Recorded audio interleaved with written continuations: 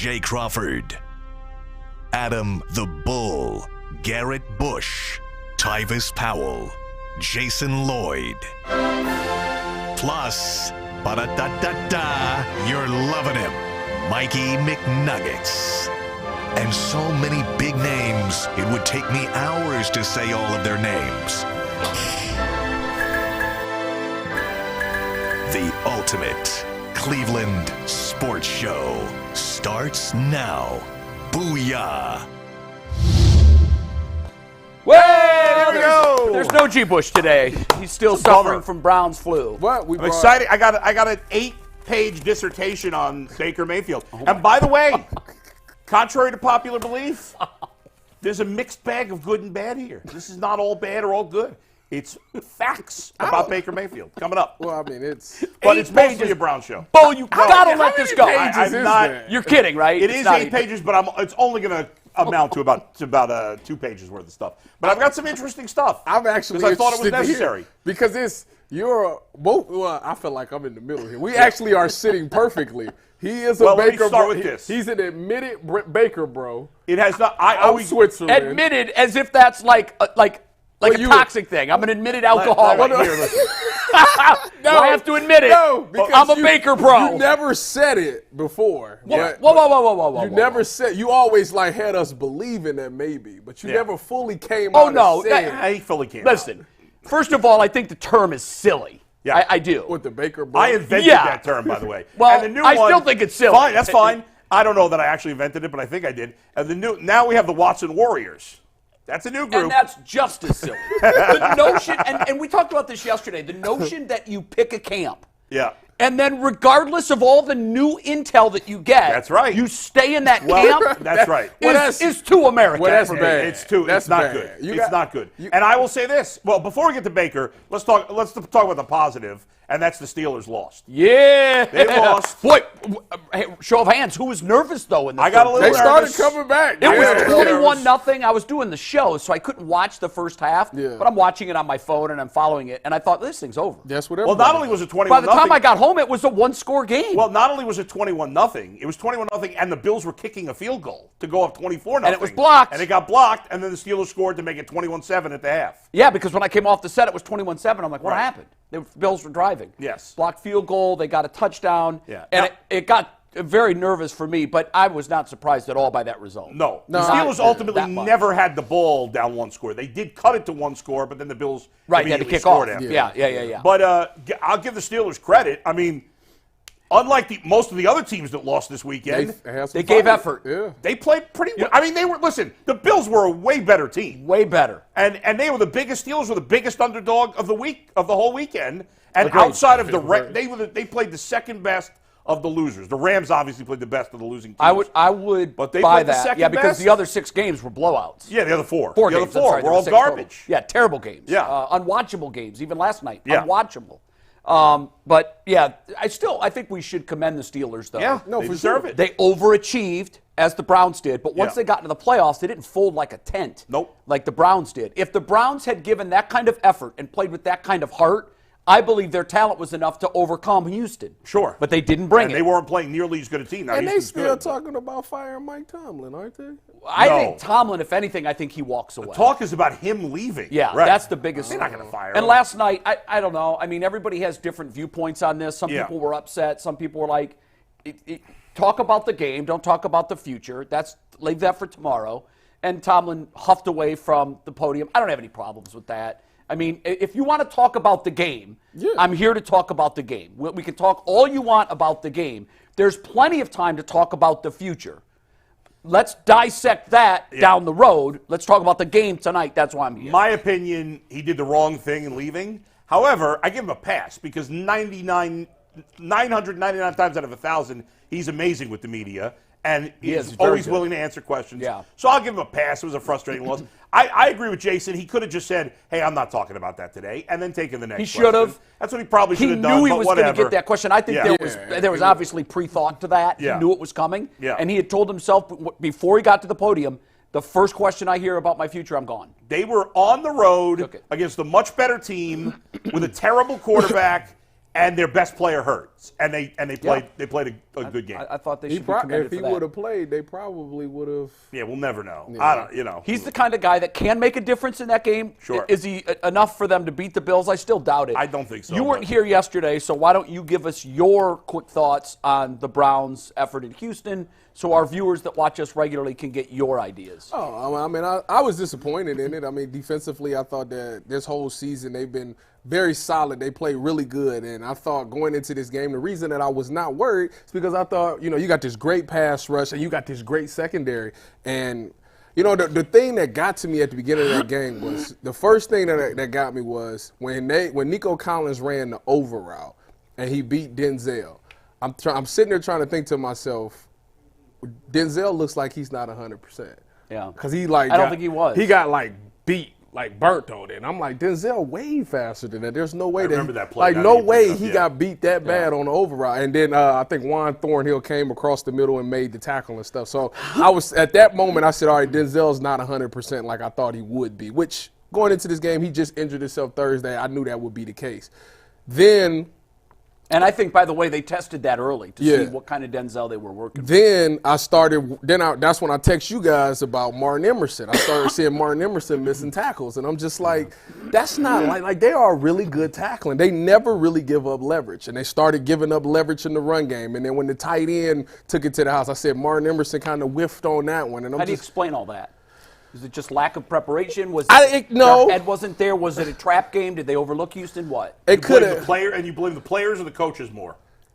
See, this is the thing. When you see what happens late in the season, coaches tend to ease back a little bit. You think to yourself, these guys have been practicing and been playing in 17 games. They know how to get game ready and stuff like that. So teams typically ease back because they just assume that it's in their nature. They can just pick it up.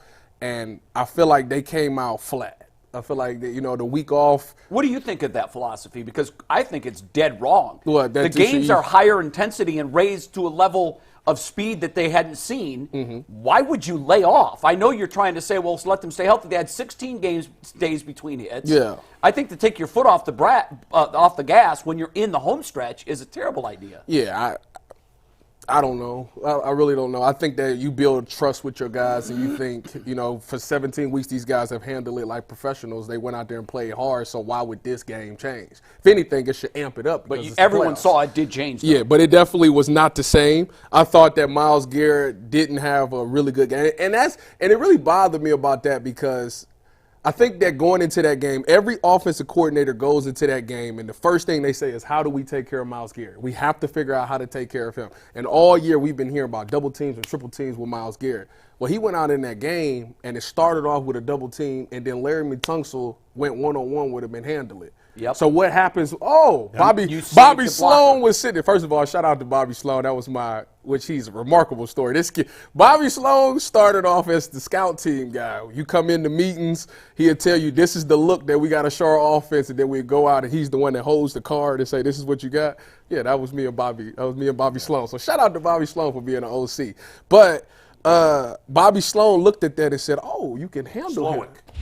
Slowick, excuse me. Yeah. I was like, are you saying Bobby Sloan? I thought he was saying Sloan. Anyways, we used to go out, or not us.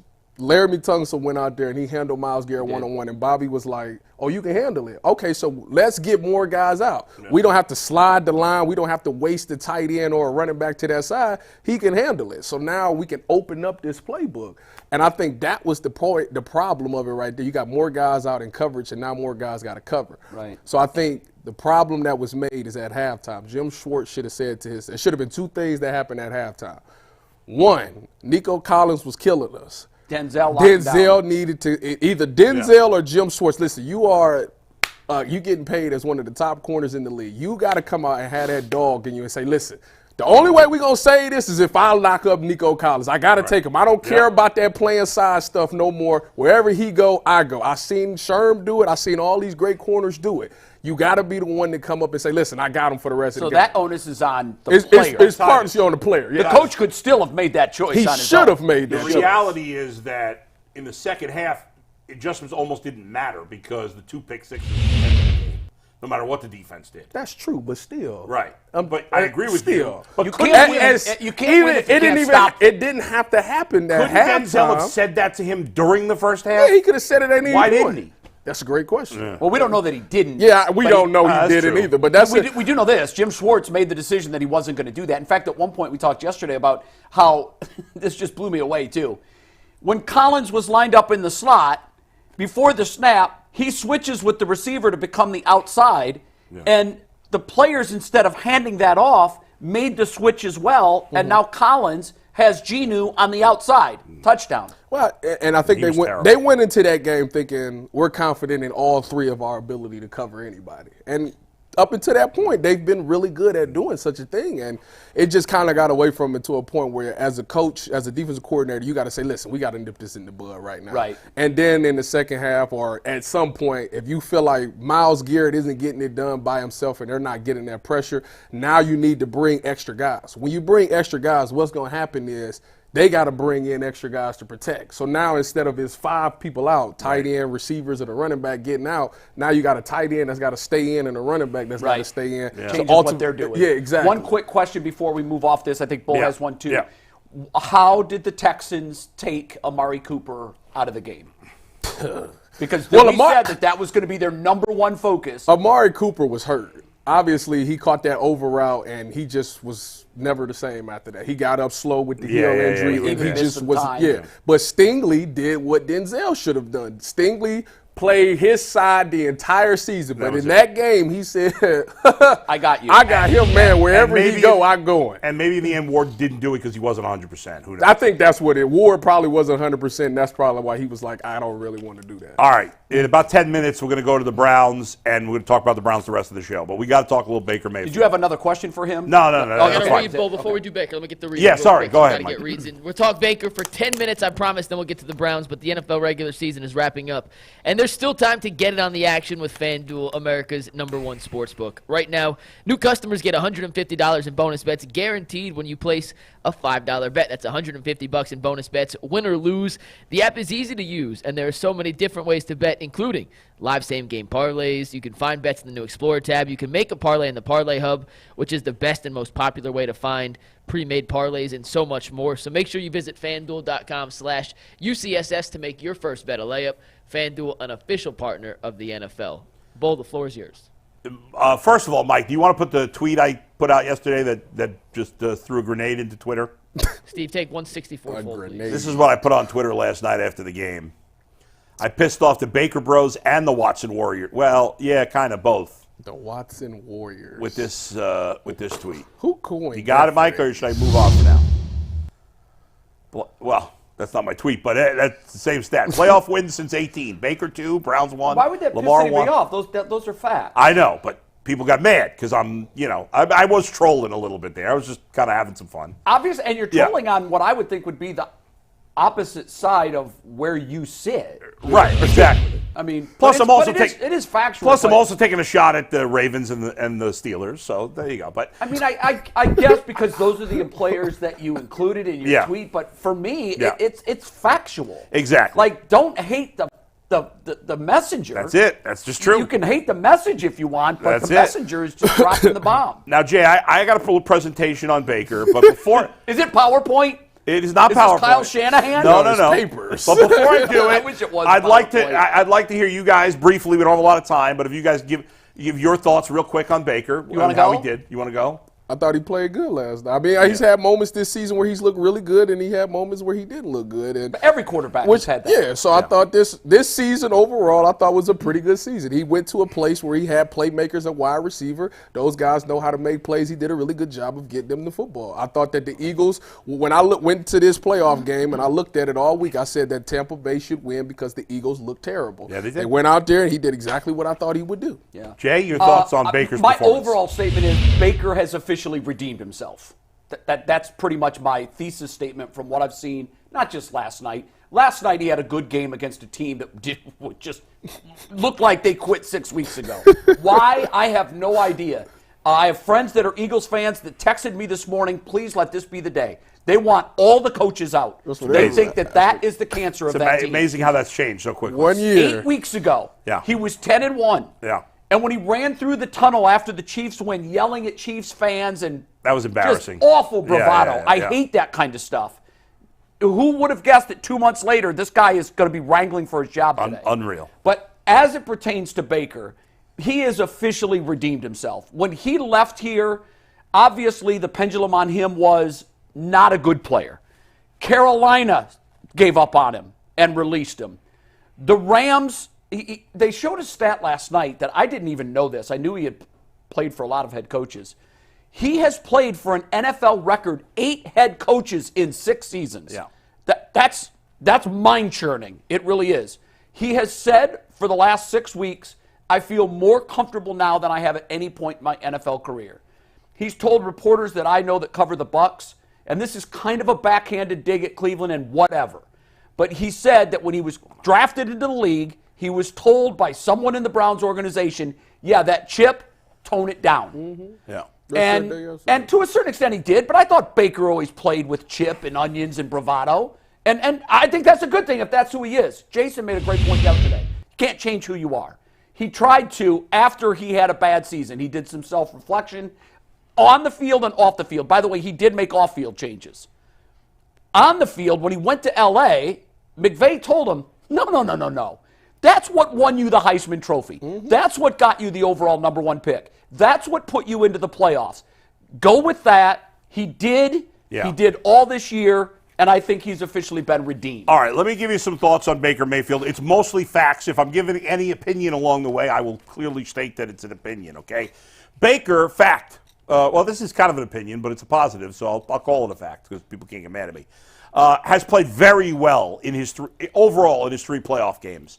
He's played 3 playoff games against obviously against the Steelers and against the Chiefs in 2020 and against the Eagles this year. He played excellent against the Steelers. He played excellently against the Eagles. He played okay against the Chiefs. He didn't come through at the end when he had a chance.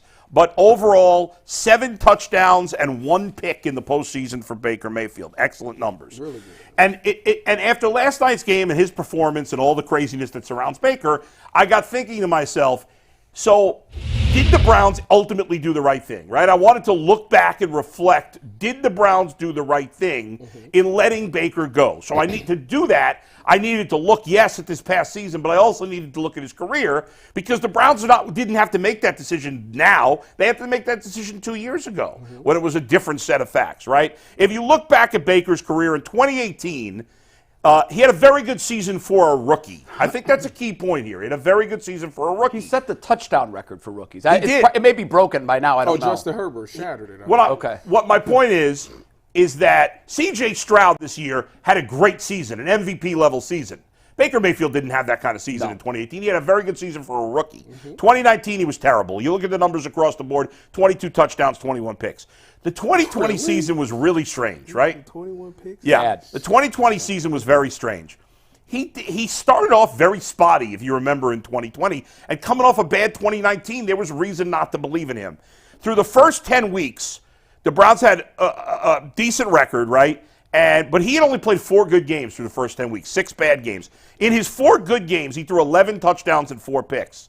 In the other 6 games in the first 10, he had 4 touchdowns and 5 picks and averaged 185 yards a game. And that included, well, doesn't include anything, doesn't matter. But down the stretch of the 2020 season, he was phenomenal.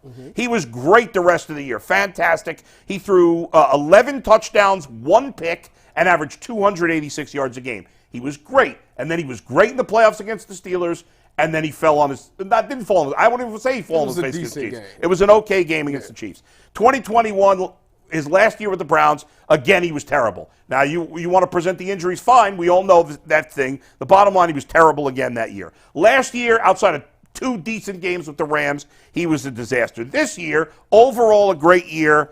Maybe his best. It was his 3rd best in terms of yards per game, his 2nd best in terms of turnover percentage, his career best in completion percentage, and his career best in terms of touchdowns. So you could argue it was probably his best year. Mike, I'm going over 11:20, but I promise not too much. Why are we litigating his entire history? I didn't get that. I just want to make a presentation. You've made a lot of presentations with facts before, and I didn't interrupt you. I don't see how that's pertinent to today's show. And I didn't interrupt you. Let him go. I just didn't know that we were going to litigate his entire career, but that's fine. Tom. I just know where he is now. That's all. ahead. All right. That's all I care about. Well, so far, I mean, you're not even listening because I haven't even said anything bad right now, but that's okay. No, I'm not That's fine. interested. That's why I'm not listening. Okay, great. Thank you.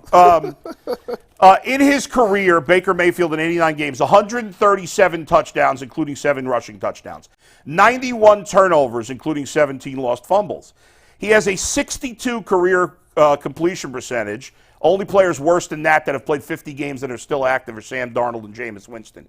He has a 2.6% interception percentage. The only players worse active 50 or more games, Jameis, Darnold, Jimmy G, Andy Dalton, and Mitch Trubisky. And he's 19th in yards per game in his career. Now, he's been a lot better overall since leaving the Browns and this past year in Tampa Bay. But here's a key stat that I saw for Baker. You know what his record is? 45 games he's played in his career against teams that finished the season over 500. You want to guess what his record is?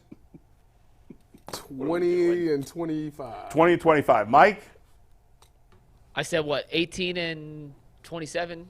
Okay. His record is 11 and 34 in games against teams that were over 500. And you say, well, Bull, that's not fair. Take out the Browns. What is he since leaving the Browns? Well, he's 4 and 13 since leaving the Browns. But wait, what about this year? Okay, this year. I'll give you this year specifically. He is 4 and 7 against teams over 500. Now, congratulations to him because in the last month, he won back-to-back games for the first time ever against teams over 500 when he beat the Packers and Jaguars. No it was kidding. the first time in the history of his career that he's won games against teams that finished the season over 500. Not necessarily that were teams over 500 at the time. Wow. And if you look at his career numbers, he is one of only 3 quarterbacks that has averaged over a turnover a game and under 1.6 touchdowns per game. Only him, Trevor Lawrence, and Josh Allen. There's very few quarterbacks averaging over a turnover a game in their career. He's one of the few. Who was that last one? Josh Allen. I'm sorry, not Josh Allen. Trevor Lawrence and Daniel Jones. Okay. Oh. Now, Josh Allen has averaged more than 1 turnover a game. He's averaged just over 109, slightly more than Baker. Baker's averaged 1.02 turnovers per game. Josh Allen's averaged 1.09, so Allen's slightly worse. Okay. But Baker has 137 touchdowns in 89 games. Josh Allen has 221 touchdowns in 94 games. So take the numbers how you will. Now, I will say he had his best season this year. And by next year, we may feel differently. Baker has proven this year, without a doubt, that he's a starter in the NFL. I don't think there's any doubt about it. But So he's in the top 32. no, he's better than that. He's probably somewhere between 15 and 20. Okay. That's fair. Or 15 and 25, I think. depending on the year. But in conclusion, now this is my opinion, obviously, I don't blame the Browns for moving on for Baker Mayfield. I know. With the facts he had through 4 years, with the facts the Browns had for 4 years, he was not good enough. There was more bad than good in the 4 years that Baker played for the Browns. You can get blinded by the 1 playoff win, and he was great in that. And nobody else has won a game. But overall, through 4 years, he was not good enough. So, even with his win yesterday, and even though it hurts right now as a Browns fan to see Baker win, I get it. And he deserves his credit. And I'm not going to say he has no chance against the Lions. I do think he has a chance, and they have a chance against the Lions. Their defense is playing very well. But I don't think the Browns made the wrong move. Now, at this point, I do think they made the wrong move trading for Deshaun Watson, although I love that. But that's part and parcel. But I don't Those think moves are hand in hand, Bull. they didn't have to be. They were. They are. They're linked forever. But because I felt it was the right move to at the time, it was the right move to get rid of Baker and trade for Watson. At this point, it looks like the Watson part of that was a fail. So there you go. Now you can stop ignoring the show. One quick thing on that, and Well, you said you didn't pay attention. So. No, I didn't. Those numbers to me mean nothing. I know where he is now. I don't care about 2018. I think that's a little rude. I think it's a little rude. It's not the first time. You've given statistical presentations, and I've paid attention every time you've done it. Even if I didn't find it that interesting, I paid attention. I just didn't find it interesting. Bull, Okay, I'm but sorry. I have not find some of yours not interesting. That's okay. We did the bottle caps. Nobody understood that, but I tried to pay attention That's to okay. it. Well, here's the thing, and this is what disappoints me, I guess, more than anything. That's a long way to go to relitigate a take that you clearly have changed your opinion on. You said yesterday the Watson move right now is a fail. I just said it yesterday. That's what I just said. Today. That's what I just said. Yes. But here's the problem, Bull. What? You're saying that it was still the right move to move off on Baker. Yes. And the problem with that is he's played so much better than you ever anticipated he would. And all of the Baker haters. Well, this year he's played better. He has. And last year he was significantly so worse. The problem that I think you left out, I didn't hear this. Well, you Maybe weren't paying said attention, it. so how would you know? You're right. I was in and out. Yeah. Maybe I missed it. Okay. Maybe I missed the part where he's had 8 head coaches in 6 seasons. Well, you already said that. Why would I repeat that? Oh, okay. See, when you talked, I was paying attention. Well, I'll tell you why you didn't say that, because that's because evidence. you had said it. No, it's evidence that would support Baker's case. I gave you some evidence that supported his case. I think you might have a little bit in there. You weren't paying attention. There was there were plenty of Did I not talk about how good he's been in the playoffs? This was. You did. Let me give you a stat I left out, which would have hurt his case. Sure. That the 2 teams he beat in the playoffs were both completely falling apart at the end of the season. That's a fact. I didn't mention that until now. Okay. I guess that means he sucks.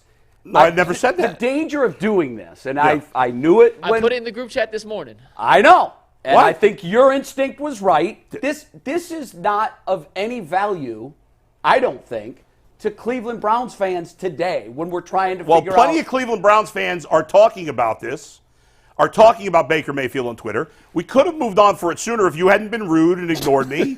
But it's okay. Go ahead and move on. You could have moved on sooner if you didn't have an 8-page presentation That's on why fine. Baker My sucks. presentation only took about 2-3 minutes. It only took about 2-3 minutes. I couldn't start till 11:19 because you were rambling on about Baker. You started at 15. No, I didn't.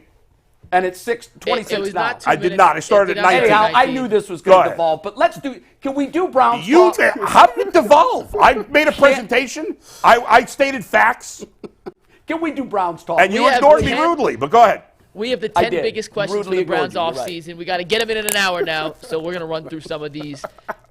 You have the order now. If you're watching the show, hit the like button, hit the subscribe button. We appreciate you guys. These are the 10 biggest questions. All Not right, in any let's do it. particular order the Browns have to answer this offseason. Evan419 picked the order for us yesterday. A perk of being a member. So if you're not, join the membership program. Even though he for wasn't tiers. that funny. The roasts were not great yesterday. the Why? Roasts were not great. And well, I'll ask you once you ask the question, but that's where we're starting? He didn't know the questions. He gave me the random order. You missed it yesterday. We don't have time to rehash it now. So this is not the hottest question. This is one of the 10 questions. Okay, in the future, let's present the rundown where it's going to be most interesting. Not This is willy-nilly not pertinent to Browns fans. I hodgepodge. think we should end this conversation and move to the first topic. First question. Boy, you're bitter. It's showing. Let it go. I said yesterday, drop it. Hate corrodes the vessel that carries it, and right now you're corroding. I wasn't showing all hate. I was Martin Luther talking King say some that? positives. You just No, ignored it. I said that. Go ahead. Go ahead, Mike. Favorite saying, too. What's the The first First question? question the Browns have to figure out this offseason. It's very simple. Is Elijah Moore good enough to be the wide receiver 2 they need him to be? No. That wasn't the question yesterday. It was just, is Elijah Moore good? I don't appreciate that you you changed the Either question. way, the Mike. answer is no. But the answer is no either way. Yes, I agree. Next. That's simple. Okay. Go ahead. Wait, Tyvus didn't answer. Wait, let's let the Elijah Moore mouthpiece answer that question. Because you came in here in August, Wait you're a like, minute. oh Wait a boy, minute. oh boy. Yeah, defend your guy, Turn Tyvus. my head He is around. your guy. Let me see that camera. Okay, so listen, So it's a loaded question, to be honest with you. It's a very straightforward question. All right, is Elijah Moore good? Elijah Moore is good in practice. He's got to find a way to translate it Practice? to the game. That's the problem with Elijah Moore. Elijah Moore has made a ton of plays. We've seen it in OTAs, all these videos of him beating Denzel Ward, who's a really good corner, by the way. It just didn't, some odd reason, translate to the field on Sundays. So that's where he's at. I think he's a really good talent. I think he has a ton of talent. He can make plays. He's shown at moments he can make plays. Consistency and doing it on Sundays is 2 problems with him. So the answer is no. No, the answer is... Because it wasn't, is he a good practice somewhere player? in the middle. Yeah, but the answer No, they is, said, is he good? Well, yes. Tyvus, but Yeah, you know in that practice. does nobody any good if he catches everything in practice. I agree with you. Is he good on the field in games? Is he talented? That's a different question, and you know that. That's like saying, well, he has potential, but he hasn't been good yet. I think Anybody that's in the NFL, I would never say that they're not good because I wouldn't either. There's This a is reason. relative. There's a talking reason about that they're in relatively there. speaking. So Is he a good enough number 2? he did not. He wasn't good enough this year. Okay, that's fair. There we go. All right. He's never been good enough in his 3-year career to be a number 2 receiver. That's true too. Statistically, that is a fact. If you asking me, should the Cleveland Browns go get a number 2 wide receiver, I would tell you absolutely. Thank you. Agreed. Essentially, that is the That question. answers the question. Yeah. There we go. Okay, one down. Question number 2. What did the Browns do with Nick Chubb this offseason? He has a $16.2 million cap hit coming off reconstructive knee surgery. He's obviously, when healthy, one of, if not the best running back in football. So what do the Browns do with Mr. Chubb? Well, the first thing they better do is switch his contract Right. up. That's number 1 on the list. $16 million. Is that where is that right I now? think that's his cap hit. 16.2. Yeah, no, they're not taking that cap hit, and I think he would probably understand why they wouldn't want to take that cap hit. I trust Nick Chubb to get back to serviceable. Don't know if he's absolutely. Usually, typically, guys don't just come back and be who they were the first year. So I think that you absolutely need to go get another running back, somebody that you can make plays that can be serviceable as well. But I trust that Nick Chubb, towards the end of this season next year, will end up making plays. Can Nick Chubb be the number 1 running back for the Browns next year? I think he can. Will he be? I'm not 100% sure because I don't know what the Browns think about it. We're not privy to the details of the medical situation that they are. I would say this. Tyvis is correct. Usually coming off knee surgery, especially at his age, it takes a while to come back. And for some guys, they never come back. However, you know who did come back? The guy who came back the quickest in recent years? Adrian Peterson. To me, Nick Chubb is Adrian Peterson freak level. I believe that. I agree. Some people think that's sacrilegious. I don't. I think Nick Chubb is Adrian Peterson quality, in my opinion. What was the age of AP when that happened? I think he was Over similar 30. age. I think he was over 30. Okay, maybe. I mean, you can look that up, but I think he was over 30. Dang. Nick Chubb's what, 28? And he did it in 8 months. Juicing. Right, where Nick Chubb got hurt in September. Nick Chubb is 28. I'll tell you Peterson in 1 sec. Chubb's 28, right? I Yeah, believe yeah, Peterson you was say 28. older. That's crazy. I would love to. I know. mean, listen, they both workhorses, so I mean. Peterson was 29 when it happened. Okay. Wow. Okay, so it can hurt. So Nick Chubb is a year younger. But he tore both of them, though, didn't he? ACL and MCL? I thought. Yeah, but yes, he did. But I'll Yeah. tell you, someone that's torn just the ACL and then otherwise ACL, MCL, PCL. For me, the rehab was no different. Okay. And the timeline was no Okay. different. Okay. For me, Nick Chubb That makes me feel better. is the MCL is an easy one. Okay. is a freak athlete, absolute freak, top of his game. He works as hard as anybody. We know this. Nobody's going to outwork Nick Chubb. Nobody. Not Myles Garrett. Nobody. Nobody will Are you outwork putting this guy. 2024 on the line on that as a GM? I would. I 100% believe in Nick Chubb. Now, I got to bring the cap number down. Nick Chubb knows I got to get. Yeah, well, nobody's yeah. paying him He as knows good as that. he is. Coming off that injury, nobody's paying him $16 million. Nope. He gets it. He's smart. They'll renegotiate. I think when the injury first happened, maybe they thought Jerome Ford's going to be our guy now. But I don't think Jerome Ford's their guy. No, he's not. Now, I would do most years, I would draft a running back again this year at somewhere, not necessarily high. How many picks do we somewhere. have? I know we don't have a first-round pick. Do we have 7, 8? Because I think we they did also- collect a couple late-round picks. Right, but they also have there's another draft pick as part of the Texans deal that's also going to the Texans this year, I believe. 8 picks, Mike said. Okay, so they've lost a few, they've gained Is a our- Oh, yeah, that's right. There Yeah, is like a another fourth pick. rounder You're or right. something. There is another Is our pick this first year. pick in the second Second round? round, yeah. Okay. It'll be So- around 50, if I'm right. That'll be a wide I would receiver want for another sure. young guy in the mix. 54, Mike said.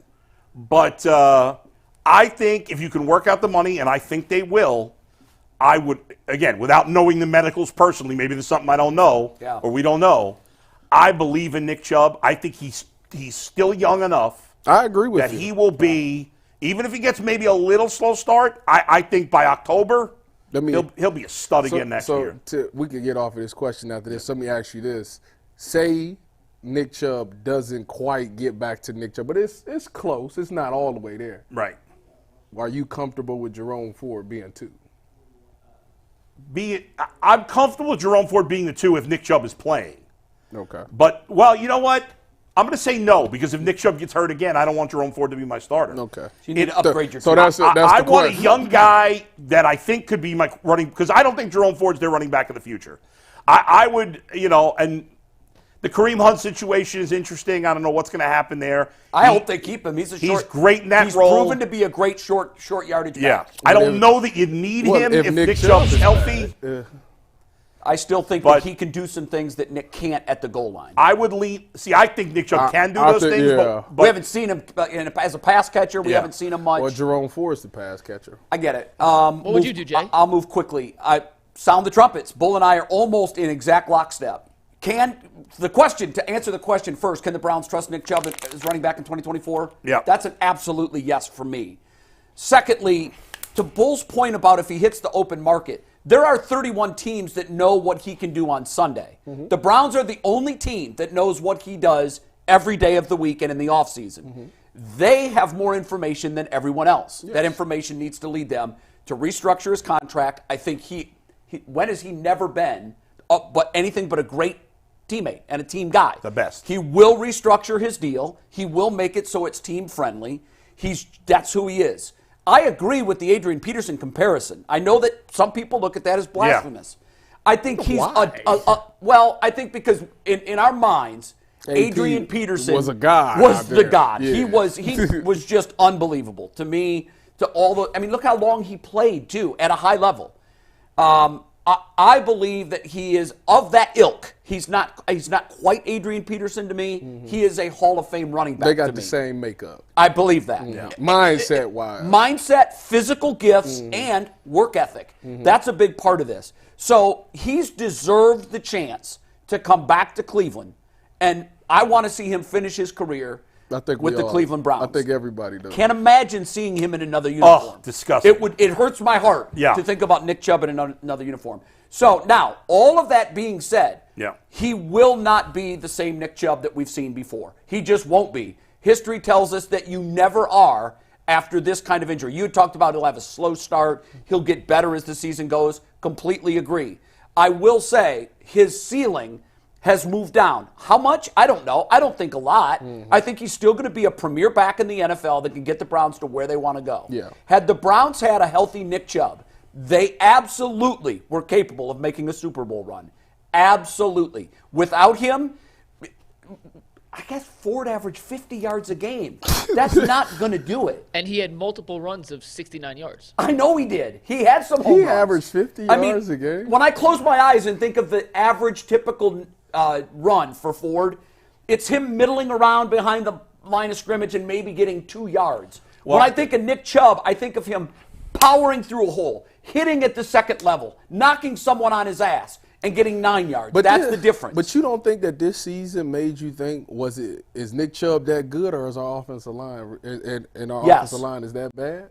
No, both. I mean, a great back can obviously look better with a great offensive line. We've seen that version of Nick Chubb. So if the offensive line is that good and opened that many gaps, is Jerome Ford just not hitting them? Look, the line wasn't that good. Look what happened when we lost the tackles. Our running game disappeared. Right, but here's what makes Nick Chubb special.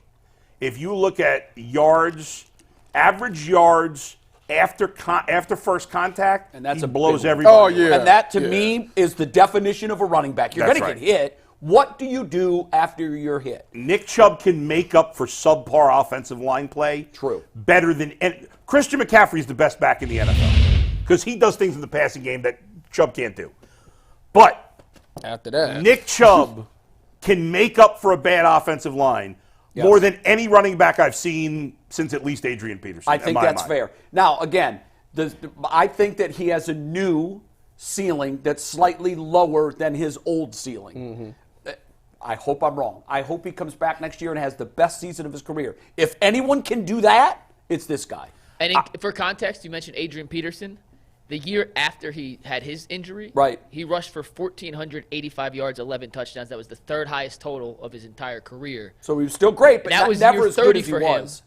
And then after year 30, probably because of age, he did start to have a slight decline. Right. And, he didn't rush for 1,000 yards that's natural. Again And that's the other that's piece normal to this. for a running back. So not only is he coming back from a devastating injury to a running back, because it's the linear movement that you know this. It's if you want to run straight, if you're a wide receiver and you do an ACL, That's easy. it's easier to come back. When you're a running back, much of what you do is to put your foot in the dirt and go the other way, and that's what stresses the ACL. It's a big if, well, two big ifs, I guess. But if Nick Chubb is back on the Browns, that's a small if. But if he stays healthy for all of next season, that's a much bigger if. It is. I say he finishes top 5 in rushing yards.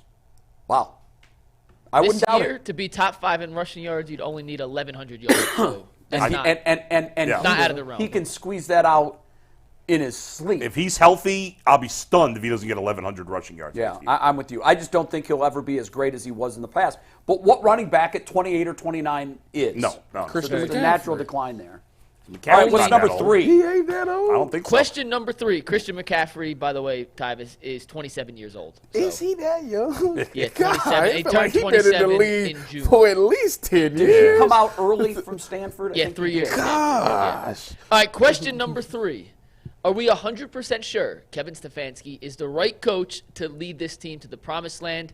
And that question comes only asked because there has never been a better free agent coaching class than there is right now with Belichick. Right. If you want to throw Nick Saban in there, Jim Harbaugh, Pete Carroll, Mike Vrabel, those guys are technically available. So, It's Jay, an we'll start with interesting you. class. Are you 100% sure Stefanski's the I right don't think coach there's for the ever team? been a class, No, never. a group of coaches available that are so good. Did you see Belichick interviewed with the Falcons I yesterday, did by the see way? that. And by the way, it made me chuckle. It's that so he bizarre. even has to interview. I know, the Falcons. Like, and it's the Falcons. It's so weird. well, Arthur Blank has a real love affair with them.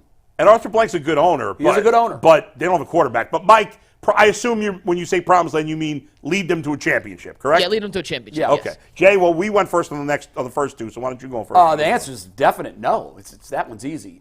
Because it was framed as 100% sure. Like, nothing is 100% in the NFL. Nothing ever. I'm not 100% sure Lamar Jackson can win another playoff game. He probably will. But, I think the way to frame this question is if you're going 0 to 100 on your certainty of him winning a Super Bowl, I'm over 50% that I believe he can. So if you make me pick a yes or a no, he can, I would say yes, he can. But this question is, will he? And I can't be yes on that. No one can. The 100%. Can I see the question again, Mike? Are you 100% certain that Kevin Stefanski is the I don't know how right coach? anybody can be 100% I like the certain. question at the bottom. Is Stefanski the right man to lead the Now Browns to the now Super Bowl? that Yes. That's the that question. Or for me, do you believe he can lead them to a Super Bowl? My answer would be yes. yeah, and mine too, because again, Yes. if I'm going on that continuum, 0, he'll never do it, and I Yeah. know that. 100, he will do it, and Yeah. I know that. I'm on that continuum, I'm more than 50 that he will do it. Right. There's guys I'd have higher on the list. People may think I'm crazy. I'm not sure at this point in his career I'd have Belichick higher on the list on this team. Now, you may think I'm nuts, and that's fine. But no, I don't think I that's think crazy. Belichick has lost his fastball. I guess we'll find out when he Yeah. goes to his next team. But there's not a single coach in the NFL that even if you had Andy Reid, Sean McVay, whoever you want to say is the best coach in the NFL right now, I would never say 100%. I'm No, 100% certain. on nothing. No, but do I think he can lead them to Super Bowl? Yes. Is he definitely the right guy? I can't say definitely. I think he's the right guy, but no, I'm not 100% sure. We're in the same place. I think I'm right there with you. Yeah. I mean, I think that what he did this season, I think shows me that he's got the right makeup. He's in the right ballpark. He's headed in the right direction. I mean, to totally transform a team in one season from what they were to what they were this year, I think that shows you that he actually knows what he's doing as a head coach. And for the longest time, people would never stand up there and say that. But I think this year, more time than not, showed you that he is, and the players respond to what he's bringing to the table. So I think absolutely, I think he is the right guy, just because of the players respect him and his respect for the players and his love for the love that they have for each other, and finally getting the right coaching staff and the right guys to fit into what he wants to get done. Right. It was the perfect thing for him this year. So I would say he is the right man. Will he 100% win? I don't know about that, but I do believe I'm going to say I'm about 65% he can lead them to a championship. I'm wondering, Bull, you might know this, or it might be something we have to look up. Where is he now on the most tenured coach? I bet he's I think he's top tied 10. for 9th, I believe. tied Isn't that 9, something? yeah. He's been in the Tied league for 9th. That's the way the league recycles its coaches. Well, and Oh, I was going to say if Sirianni goes, but he's been there longer than Sirianni. And has he been there longer than Sirianni? Been Taylor? there, what, 3 years? No, Taylor. They come in the same year. Taylor was 1 year before. 1 year before. So right. what's really interesting is he's the least tenured coach in the division. Right.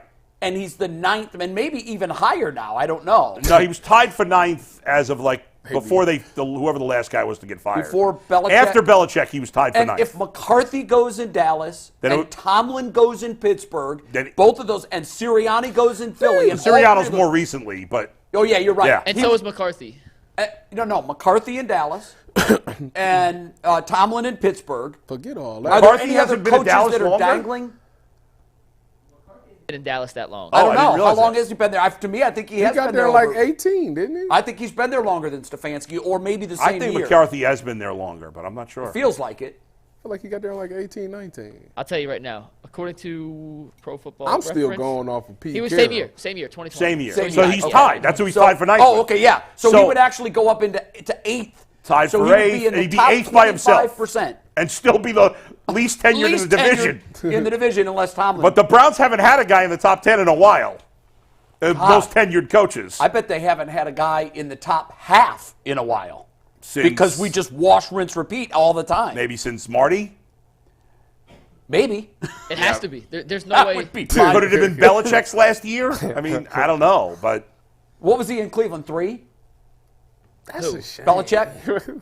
3 years in Cleveland. I don't know. I'm I thought asking. it was 4. It may have been. wrong. It may have been. I can't remember. Belichick was in Cleveland 91, 92, 4 years. Okay. Yeah. Wow. You know what, crazy. Jay? Something that Yikes. all of us are guilty of to some degree, and certainly myself included, in the media and as fans. We are way too quick to decide what a guy is, whether it's a coach or a player. I am 100% We're agree like, with you. he's good, he's great, he sucks. Yep. And often we're too quick with these declarations. Look how many times we've been wrong. Yeah. In the last 5 years, look at the guys we've missed on. Right. And there's Ooh. Do you think Sirianni was good 6 weeks ago? What do you think of him today? Wait a minute. You know the commercial "Life comes at you fast." That's funny. We should That's never- a funny example. Well, it's true. we should never say anybody sucks or anybody's great too quick. Yeah, like Yeah. Elijah Moore. That's fair. Well, but we've got 3 years Ah, on him. Oh, exception. Now, there's even guys who have been longer. I said Josh Naylor can't hit lefties. Can't hit lefties, he sucks. He You're not finally alone- did this year. You're not alone on that. And though. that had been a while. That was more than 3 years that he couldn't hit lefties. You're right. But So you said when that it comes you telling to Elijah Moore got a chance. when it comes to does have a chance. specifically guys, coaches and quarterbacks, right? If you have if somebody says to me, is Kevin Stefanski a great coach? I would say no. I don't believe right now today Kevin Stefanski is a great coach. I think Kevin Stefanski is a very good coach. He's I a agree good with coach, that, right? yeah. I think Andy Reid's a great Still coach. hasn't coached a playoff win. Right. Andy Reid's a great coach. is wild. Sean McVay's a great coach, right? Yep. There's a few others. I think But Dan those Campbell, guys- and I know it's early on him. I'm not ready to say him yet. You're not. I think it's too early. Okay. He's only won one playoff game. That's right? fair. Kevin Stefanski. I think it's too early to say great but the guys like if I'm Detroit and Dan Campbell, if I'm the Browns with Kevin Stefanski, and I'm like, okay, this guy's good coach. Yeah. But we've been organizations, because the Lions have too, not as bad as the Browns, but the Lions have also been quick to fire people. Sure.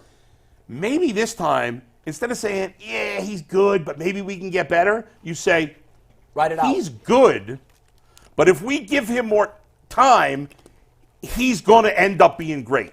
Yeah, Now, there- maybe you end up being wrong. Marvin Lewis was I was good. just going to say Marvin Lewis is and an he couldn't example. get over the hump. Couldn't win a and playoff game. if Kevin Stefanski can't get over the hump in the next few years, eventually you got to move on. You Right. got to be able to win playoff games. That's very fair. That's it. I think he gets an extension. Yeah. Now, whether or not he sees all of that extension, I don't know. Right. But we decided as an organization that making the playoffs isn't good enough. We moved on from the quarterback, especially when he took a big step back. Right. We have got to decide, and this is a tough place for you to live. The Steelers have decided for the last decade plus, making the playoffs is good. We can stay there. Dallas has decided we're a playoff team. We don't have any success in the playoffs. Jerry Jones and the Rooneys are making this decision today. Yeah. Do we want to stay in the top quarter of the league, Right. but never penetrate the top 5 teams in the league. Now, the only That's difference. the question for them. The only difference is that at least Tomlin has won a championship. He has. It's been a while. Yeah, and McCarthy has too, just not here. But not with Dallas. Right. And so that's the thing. Like, I think Kevin Stefanski could end up being one of the great coaches in the NFL, but he's not there yet. But if we fire these guys too quick, we don't find out. Now, if they suck after 4 years, okay, eventually you Is his can't wait contract? forever. When is his contract? I think he's got He has 1 1 year year. left. We're well, going to I talk think- about that in another question a little bit, Tyvis, whether or not they should extend him. But before we get to our next question, I think you real quick, have a to quick extend him. word You can't let him go into his last year. from Game Time. If you've ever had a difficult time trying to buy tickets to a sporting event, a concert, etc., worry no more, because Game Time is here to help make that process as easy as possible. They have killer last-minute deals, all-in prices, and you can see the view from your seat. And on top of that, they have a best price guarantee. So make sure you download the Game Time app. That is gametime.co online, or the Game Time app in your app store. Use promo code LOCKEDON for $20 off your first purchase. Terms apply. Just make an account. Redeem the code LOCKEDON for $20 off. Game Time. Last-minute tickets. Lowest prices guaranteed. Mike, before your next question, I have to give you 2 in-my-head updates. Are you ready for these? Quick. You know what I mean? Don't rush me here, Mike, or you'll be part of this in-the-head update. Do you know what that means, in-my-head update? You said something earlier. And It means it means things I've thought in the last hour that I need to share. Number one, I'm no longer mad at Jay. I was annoyed at Jay in the first 15 minutes of the show. Thank you. I was never mad at you either, But but I was annoyed. But there's 2 levels of being annoyed when you work in this business. For me, there's 2 levels.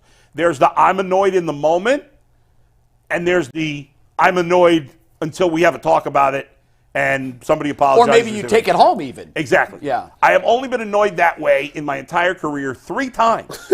Most of the times I get annoyed, it's just in the moment and I'm over. So I'm over. I'm no longer annoyed by that conversation. Number 2. I'm glad to hear that, because I'm not either. Number 2. This is bananas, and this is worthy of Mike. Even Mike, though Mike's trying to rush me, and I want to smack him in the head right now. All right.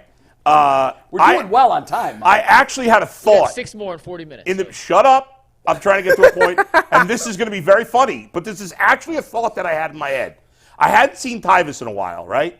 And Tyvis came in. We said hello for a minute. When Tyvis was talking in the beginning of the show about the Browns, I was looking at Tyvis. I was thinking that it was good to see Tyvis. I hadn't seen him in a couple of weeks. Yeah. And I actually had this thought in my head. I swear to God, this thought went into my head.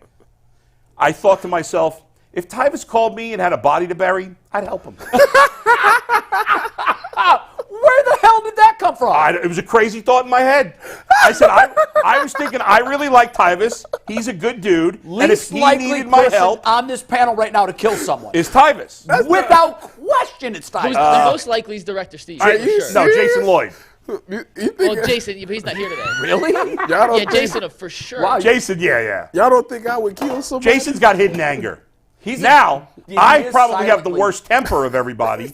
So I almost killed somebody when I was like 20. You almost took him out. Wow, this tales from the Thank crypt. God it didn't happen. You was gonna put him on Tales the from the shirt. crypt.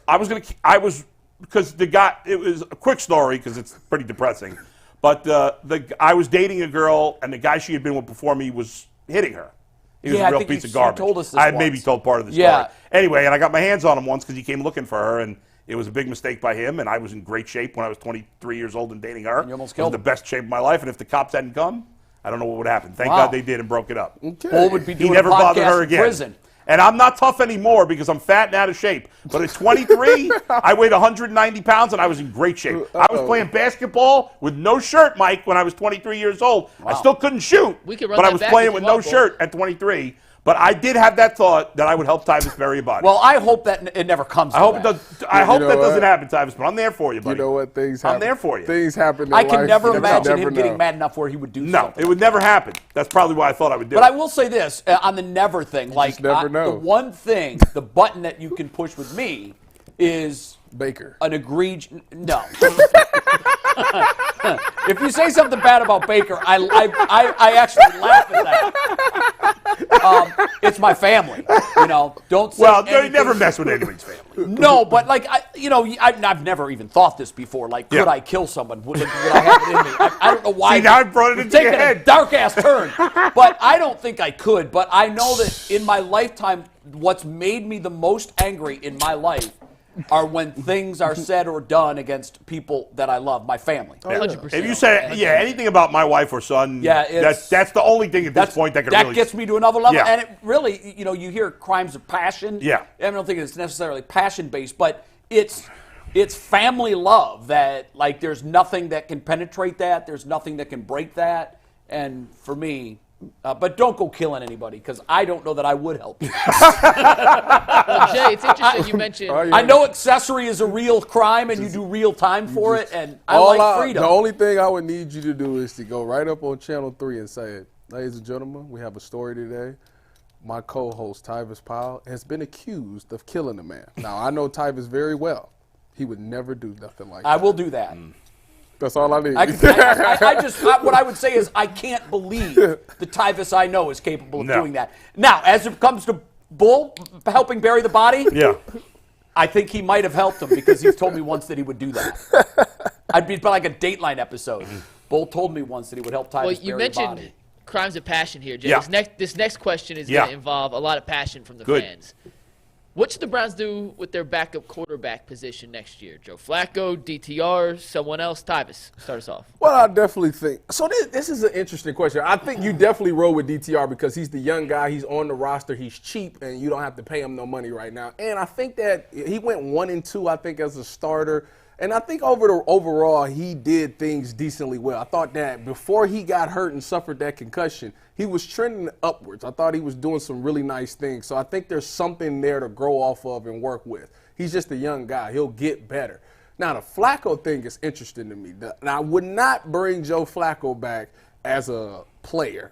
It's just too much. Oh, you can bring him as a coach. If he decides, if he wants to retire and come coach or be an assistant quarterbacks coach or somebody like that, I think it would be wonderful for him to do that because I think that he just brings – it's something about him that just brings excitement to a team, and I think he's very knowledgeable. No quarterback, even – I don't think Baker, Jacoby – anybody that you want to name that Kevin Stefanski has brought in here has run that offense and made it look as good as Joe has. So he knows something. There's a skill set that Deshaun can learn from, DTR can learn from. I think he knows something. He understands how to be comfortable with turning your back to a defense and then coming back forward and taking a picture and then going through your progressions. He gets that. For some odd reason, younger quarterbacks don't understand that, or Deshaun and DTR is more shotgun. I mean, especially DTR, I mean, he was in college and they ran the spread, and as we know, Deshaun loves to operate out of the shotgun. But I think this season, more than not, showed you that Kevin Stefanski has a really good offense and knows what he's doing. And if you can just take what Joe Flacco did, we know that Deshaun Watson is more talented. He can be more dangerous on the boots and the play actions because he's mobile. If you could just take and learn what Joe Flacco did and understand how to take that picture and be comfortable with turning your back to the defense, it would make you that much of a better quarterback, not just Deshaun, but DTR as well. So I think there's a ton of value of him coming back as a coach. But if you bring him back as a player, it's going to be a time where Deshaun's going to mess up and the whole team's going to revert and want to look at Joe Flacco, and it's just going to cause too much. We've seen it happen with the 49ers. Brock Purdy emerged. Jimmy Garoppolo had to get up out of there. Don't want to see the same thing in Cleveland. There you go. Jay, you bringing him back, Flacco? I got to say this. I hadn't thought of that as a coach. I thank you. I would absolutely bring him back as a coach. But here's the real question. What does Joe want to do? And what kind of options will he realistically have as a player next year? I don't know. Because of the way his fairy tale ended, that was a regression to the mean, and I think a lot of teams might be worried about that. That Joe Flacco, we said this last week, it's in there, and you know it's going to come out. You don't know when, but you know that it likely will end your season when it does. Mm-hmm. So as exciting as all that was, and particularly for us, I don't know that he's going to be back as a player. The league had collectively told him he was done. It wasn't just one team. Yeah. There were a lot of injuries, more injuries this year than any I can remember at quarterback, and his phone wasn't ringing until we finally needed him. So I would not bring him back, and here's why. If you bring him back, you have to be prepared to do one of the following. Carry 3 quarterbacks or lose DTR. And I have not yet made a decision on DTR that he can't play. I also haven't made the decision that he can play. And because of that, we need to see more, and we're not going to see more if Joe Flacco is in town. It's interesting because you and G were both, got to bring him back, got to bring him back. I said, sign him to an extension now. Yeah, now, I did look, say there was that. no harm in that because you could always cut him. You could release him. Yeah. But, and that, what it does is it locks him down and keeps him from going to another team if that's what you want to do. But I don't think that he's going to be back in a Browns uniform next year. But I would love to see him back as a quarterback coach For me, Deshaun Watson. In a vacuum, if I wasn't worried about salary cap, if I wasn't worried about feelings of other players, it's a no-brainer. Joe Flacco is the best player that they can have as a backup quarterback. Yeah. Unfortunately, it doesn't work in a vacuum. And listen, I could speculate based on what I'm watching on TV, but I'm not in the Browns locker room. But I do know people who do spend time in the Browns locker room, and those people across the board that I've spoken to have said that the Joe Flacco-Deshaun Watson relationship is weird. Really? It's weird. I'm disappointed to hear that. And that's not great. Now, we don't know that for sure it's Deshaun Watson's fault. I think the assumption would be that it was Deshaun Watson's fault. But well, we don't who know would that. be more troubled by the other's presence? Yeah. Joe isn't troubled by. Now, weird well, doesn't mean they may just be two different types of guys. To be fair, it doesn't. You go ahead. To be fair on that aspect, what they spend together, 3 days? I don't know. I mean, I don't know how Watson's much. not playing. I don't know how much. Watson he missed like. But how much for time all was of he around Joe's the games? facility? Was he around the team? No, he was in Houston. L.A. all the time. Well, Right. but he was at a number of games. He was a captain for the Jets game. 2. He was present at. No, I think there was another. He was game more that than was two, at. but Jets- still. LA. Jets and He was Houston. at the LA game. But Joe he was sat in the busy. box. He was But with the them on bottom field. line is Joe's busy during the game. Sure, right? sure. So Yeah, I don't know. I mean, they're I don't not know how much chit-chatting time now. It's spending like with them. 3 days. They Which spent is together. why ultimately I wouldn't want to bring him back as a coach, or because the biggest thing is one of you guys said it. I don't remember. In terms of a player, the second Watson doesn't play well, there's going to be guys on the team saying, Yeah, "Why don't we play Tommy Joe?" said that.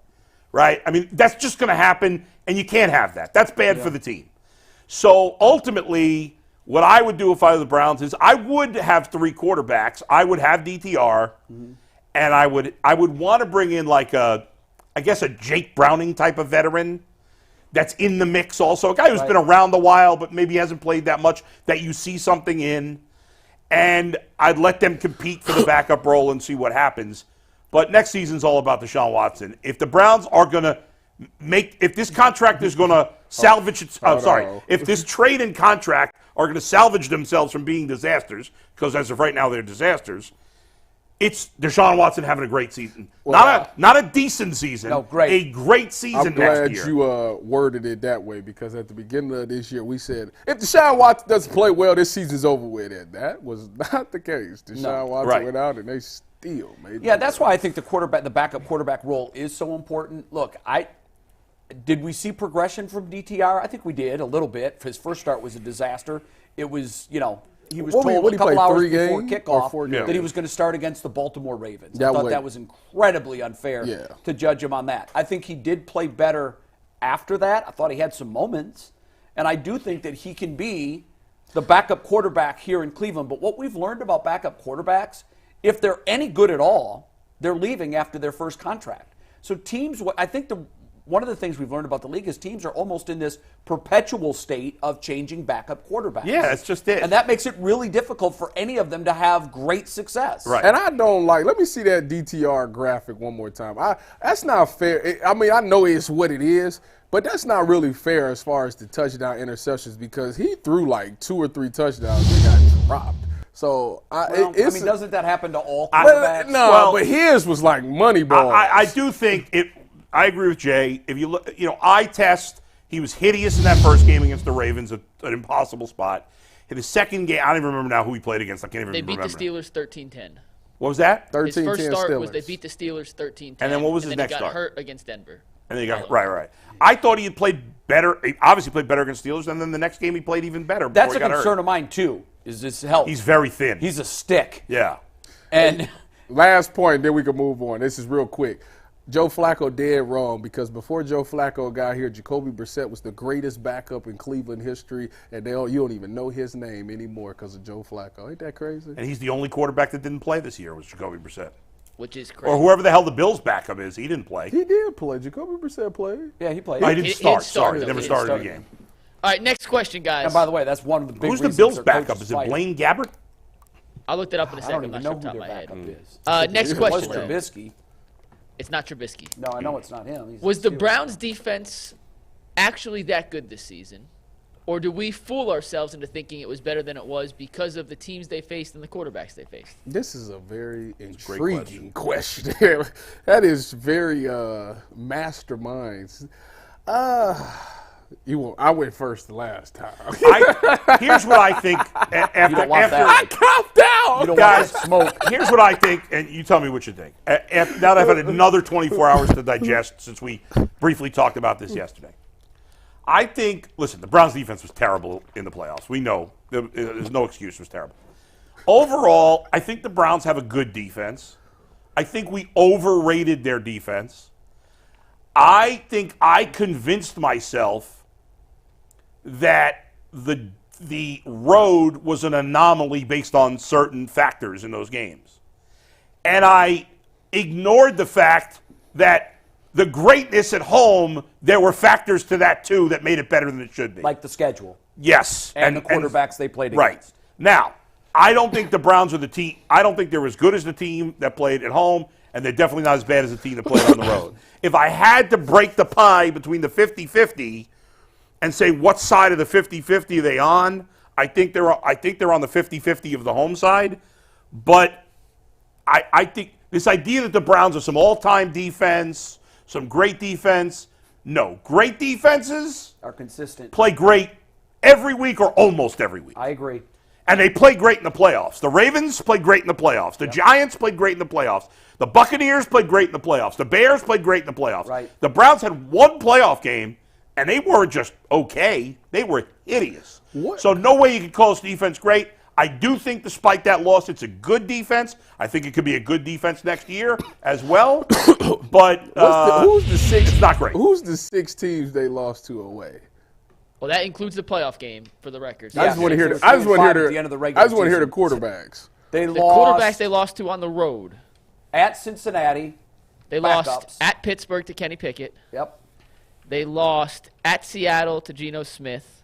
They lost at Denver to Russell Wilson. They lost at L.A. to Matt Stafford and lost at Cincinnati to Jake Browning and then the playoff With the game. backups. Now that's the I backups. throw that one out. Now Jake Browning and Jake Browning played pretty well So, played so very what? overall this season. All right, so this is what I'll say about the Browns defense. What Yeah. camera am I on? That one. There you Okay. go. So this is what I'll say about the Browns defense, and this is just, I'm just telling you from a former player what I see. I think the Browns defense, they have a solid foundation. They have all the key pieces, but at times they do things that leads to bad defense. And the 3 things that I learned is that there's 3 things that tells you if a defense is good. It's the ability to leverage the football, it's the ability to eliminate explosive plays, and it's the ability to tackle. And it's at times the Browns look as good as anybody. They do those 3 things, and I mean they look unbelievable. But then you have games where they don't do those things. They give up the explosives, they lose leverage, and they don't tackle as well. So it's somewhere. Are they great? No. They're good because they have performances that's really good. But for some odd reason, it's not translating every week. Now, the one thing I will say is that they have some pride and some stuff about themselves. I give that credit to Jim Schwartz because obviously a year ago that wasn't there. They have the makeup to be a great defense, but they have to be consistent. I don't know what's the reasoning for being good at home and being bad away.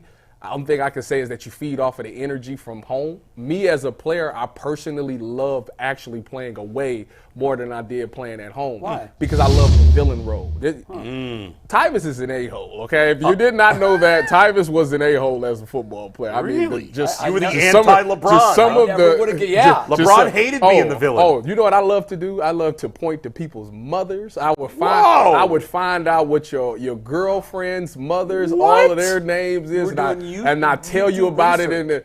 Oh yeah, it was. I was messed up. I should probably go get checked out about it, but I'm a totally different guy. I'm not that guy anymore. I don't even know who that guy is anymore. So, wait a second. Hold on. We got to interrupt you for a second because this is the other day on the show on Friday. Jay, you made the statement that Jason picking the Browns to go to the Super Bowl was the most shocking thing you've ever heard on the show. Well, yeah, I think that has just passed us. Well, for me, it doesn't.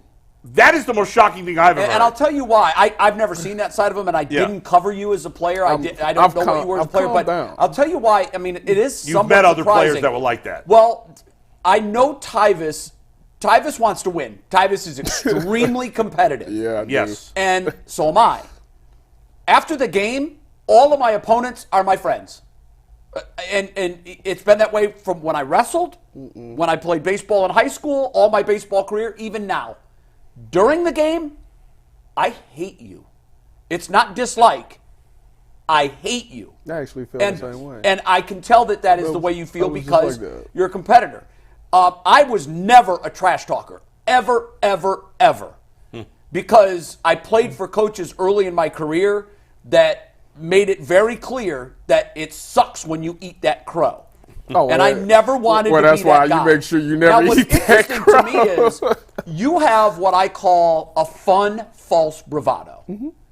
And I like that. I think, on one hand, while it's bravado, it's also self-deprecating because you're saying it so absurdly that we know it's in fun. And I've always liked that about you.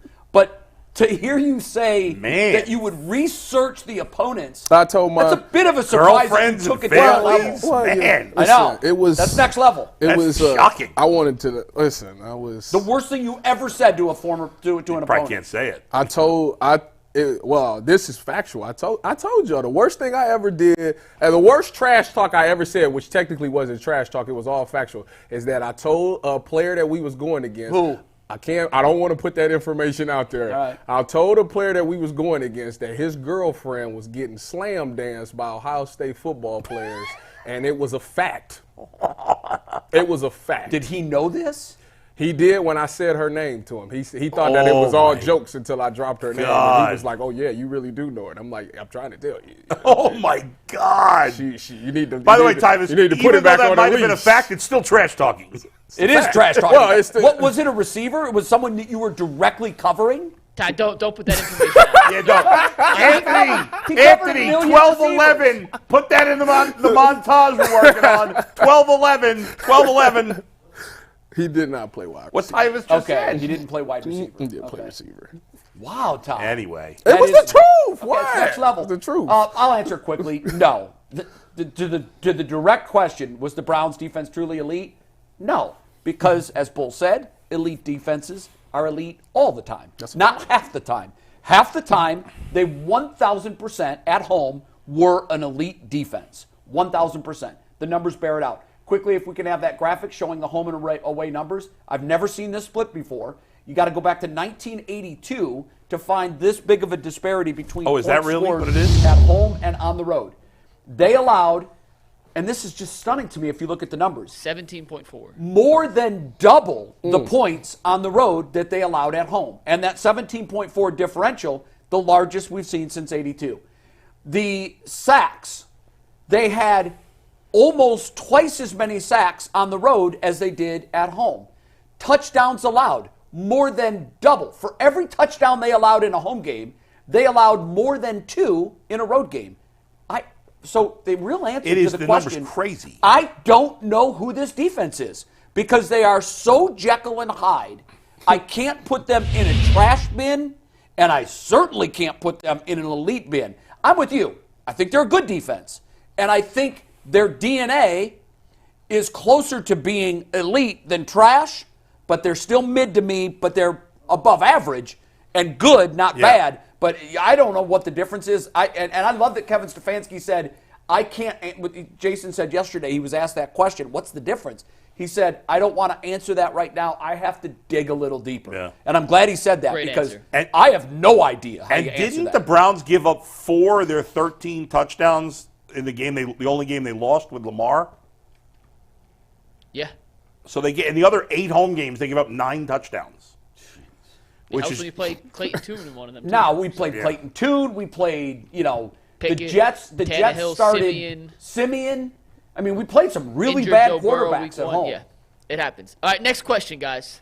And this one we could do quickly. How concerned are you about the combination of the age, the salary, and the injury history of the Browns' offensive line heading into 2024? Guys, for me, this is a massive concern. It's a red flag. All right? Jack Conklin hasn't been healthy in years. They just signed him to an extension. They can't get out of that, I think, until after next year. Listen, when it came out, the day it came out, we all sat on the set, Bull, and said, what are they doing here? That was a terrible move. They're paying Jedrick Wills, who we can debate where he is on the spectrum.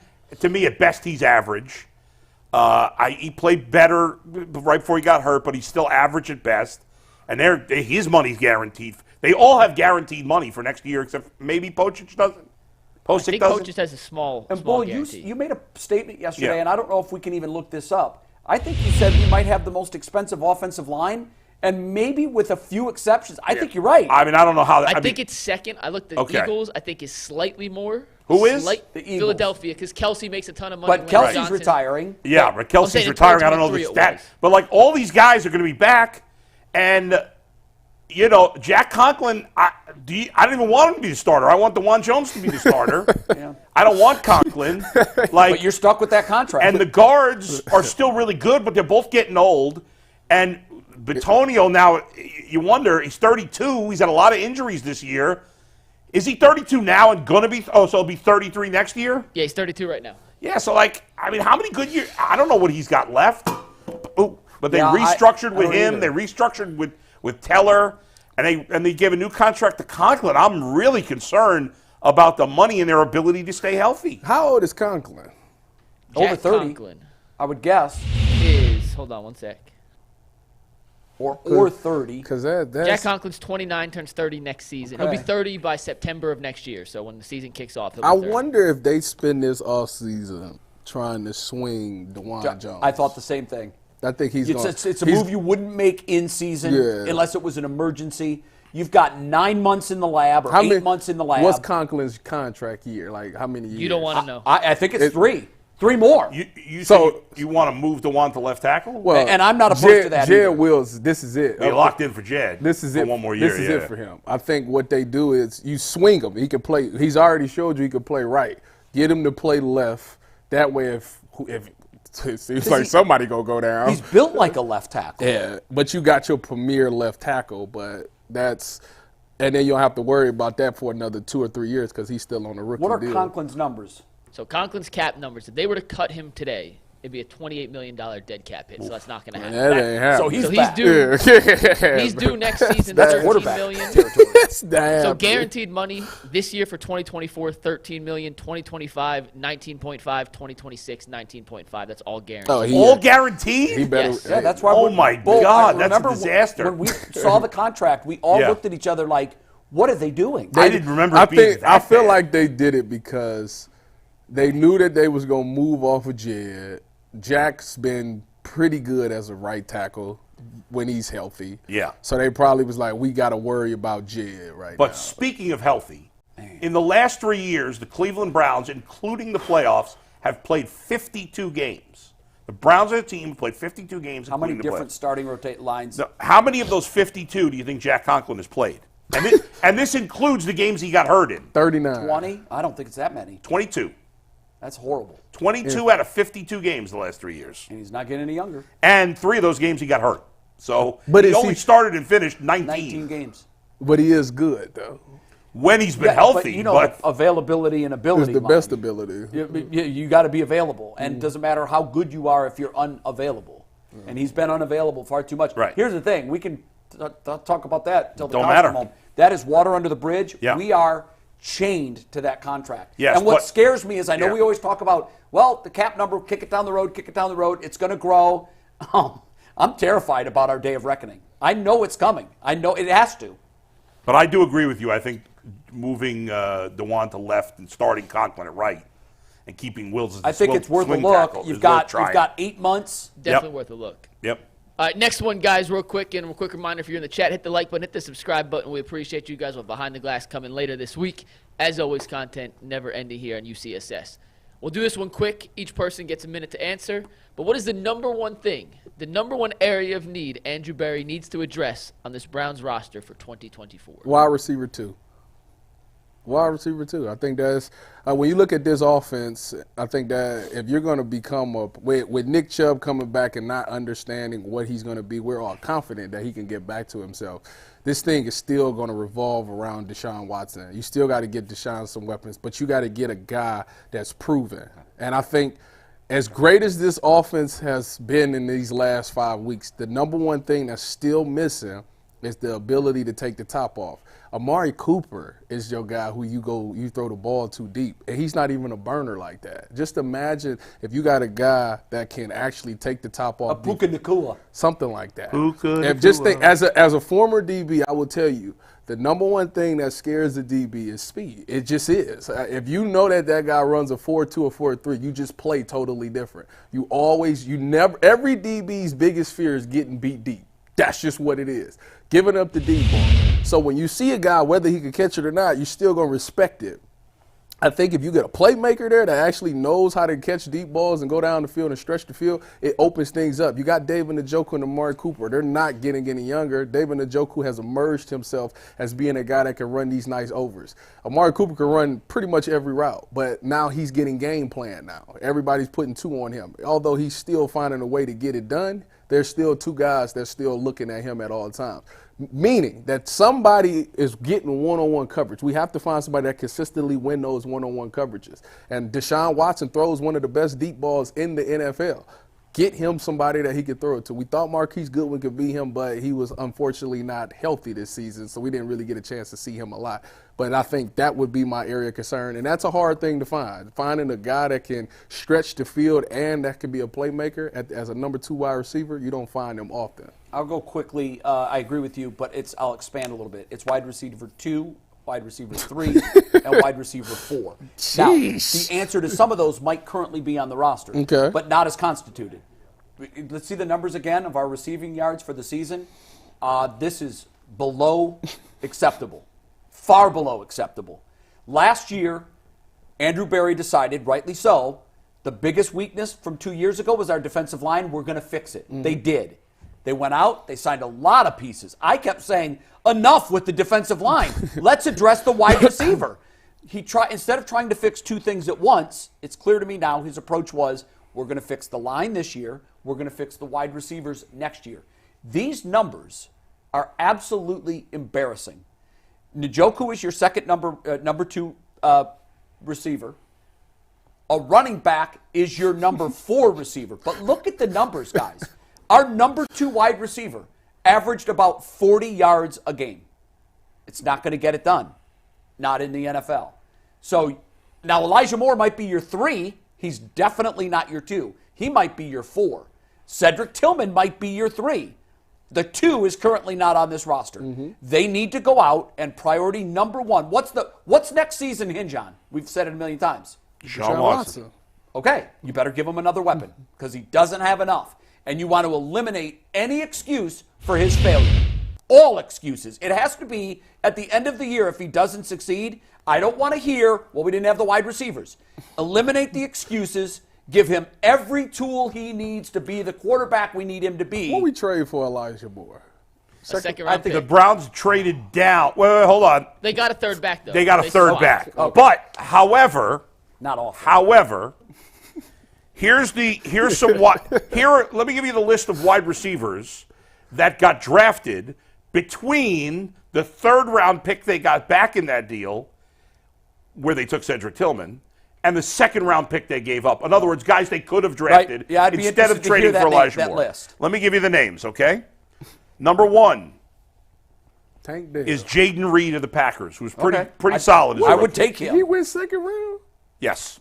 Number 2, drafted 55th, Rashee Rice of the Chiefs, who really came on at the end of the year. Wrong. I would take him.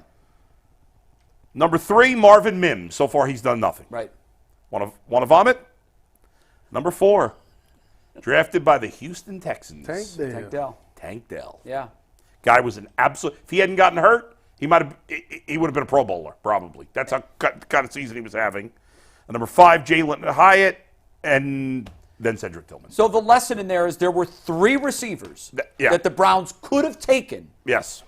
and passed on all 3, and instead went with a guy who was running bad routes, was leading to some interceptions. Wait a minute. Hold on now. And by the way, that doesn't even – Puka Nacua was also available. Wait a minute. This ain't fair because we sat here on this show and said the Browns just don't do well drafting wide receivers. They don't. That's got to change. Okay. Well, so they probably said to themselves, we just don't do well drafting receivers. So Well, you can – no. let's trade. Let's No, trade. you address your weakness. They You don't ignore it. They traded for But Elijah they drafted Moore. the receiver anyway in the 3rd round. That's true, Yes. but they thought they didn't think And they the was going to 3rd beat them round like is that. where they've screwed up their receiver picks. Here's what I think. So the way we they have- absolutely can't draft a receiver in the 3rd That's round. right. No, you can, but you can't do it with the same methodology that you have. So here's what absolutely has to happen. And I don't know if that means Paul DePodesta has to get his ass out of the room when they're talking about wide receivers Everybody or go what. to him. But here's what we know. Well, look, I want he's to been meet consistent. him and shake his hand. Paul DePodesta. Okay, here's what we know. The methodology that they've used to evaluate receivers is an absolute fail. It's not mid, it's an absolute fail. They cannot do it. Except for Amari Cooper. That's Well, a trade. that was they knew what they had with him. They knew what he was. They thought that That's was true. the same with Elijah Moore. I'm talking about evaluating receivers at the collegiate level and trying to determine if that success will translate. Whatever they've been doing and however they've been making those decisions, it has to change because enough hay is in the barn that we know they're not bad at it.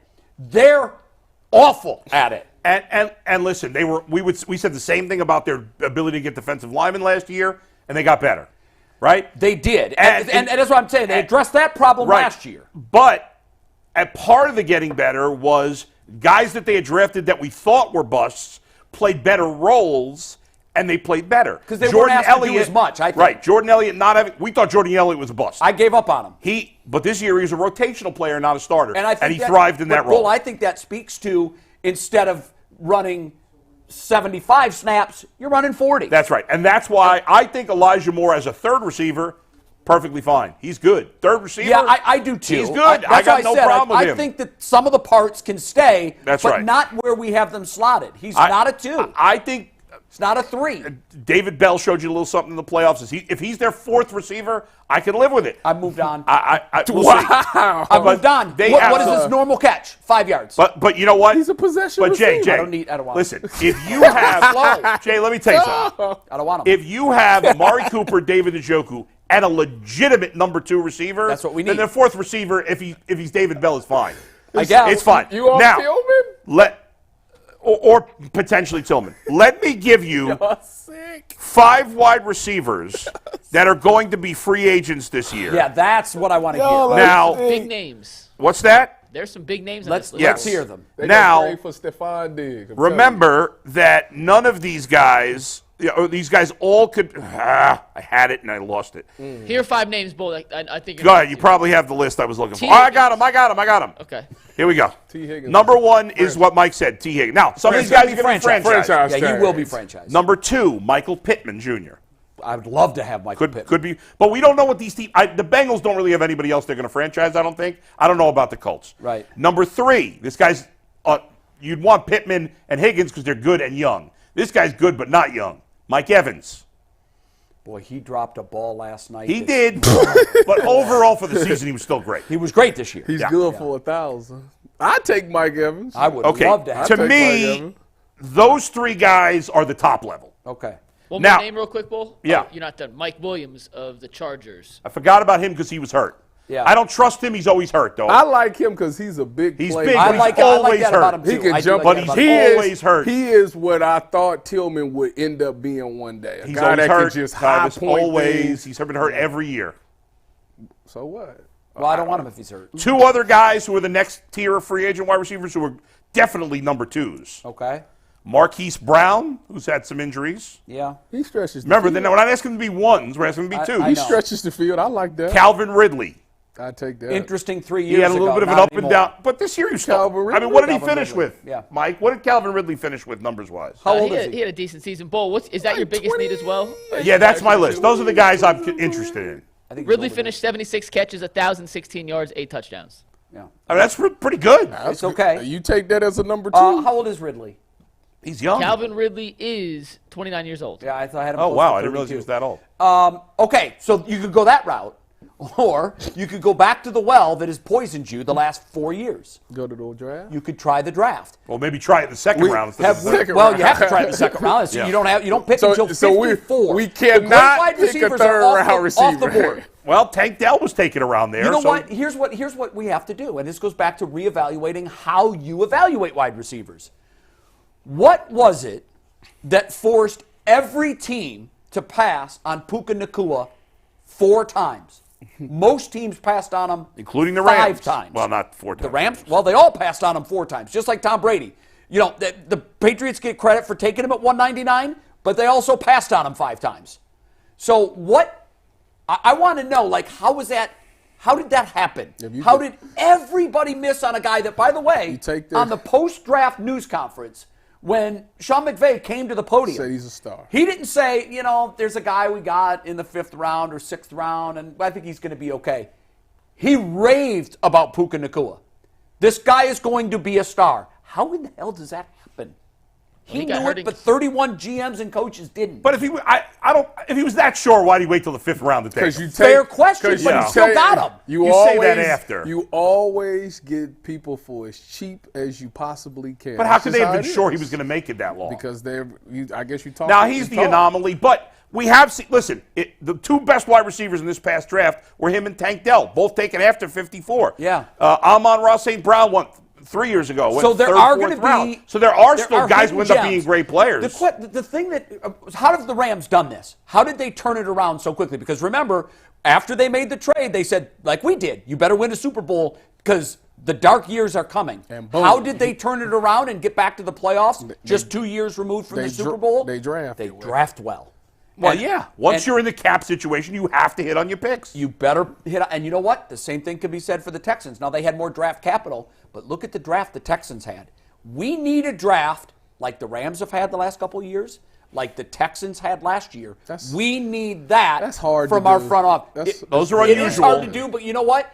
Winning a championship is hard to do, and you can't win a championship without not being good in the draft. You have to nail the draft, and we have never done that. We've always had pigs somewhere in our draft. We need a superstar draft this year. And I know we don't have the capital till 54, but they've been pigs. We have 3 questions left, and we're going to get to them after we bring on Mary Kay here, who joins us on the FanDuel hotline. The NFL regular season may have wrapped up, but there's still time to get in on the action with FanDuel, America's #1 sportsbook. Right now, new customers get $150 in bonus bets guaranteed just by placing a $5 bet. That's $150 in bonus bets, win or lose. The app is easy to use, and there are so many different ways to bet, including live same-game parlays. You can find bets in the new Explore tab. You can make a parlay in the Parlay Hub, which is the best and most popular way to find parlays, and so much more. So visit FanDuel.com/UCSS to make your first bet a layup. FanDuel, an official partner of the NFL. And let's welcome Mary Kay to the show. What's up, Mary Kay? Hey, how you doing? What's up, Mary Kay? How you doing? I'm doing great. How are you guys? Thawing out from that miserable loss. Yeah. Yeah. Hey, I'm hiding the Christmas tree behind me, so I promised that Well, this week we expect it to come promised down. I would have it down. Well, now you have time, Mary Kay. Now you have a little bit of time. Now I've got all the time in the world to get the Mary Christmas Kay, how tree did down. that happen? I first of all, I think we have to give C.J. Stroud a bunch of credit. He is a really, really good quarterback. And the Browns have not faced a ton of really good quarterbacks this season. Let's be honest about that. People don't want to think about that or look at that, but it's the truth. They really did not face a ton of great quarterbacks this season. When they ran into a really good quarterback play caller combo, they didn't always fare that well. I maintain that Lamar Jackson was the only really good elite quarterback that they beat this season. I mean, I hate to say it, well, what but about Brock Purdy, though? I mean, Brock Purdy is. And at they the did top beat of Burrow. I all- know he was banged up, but they beat him too.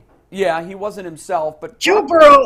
You guys, Joe Burrow was not himself. Okay, he was not. coming off of six weeks out of football.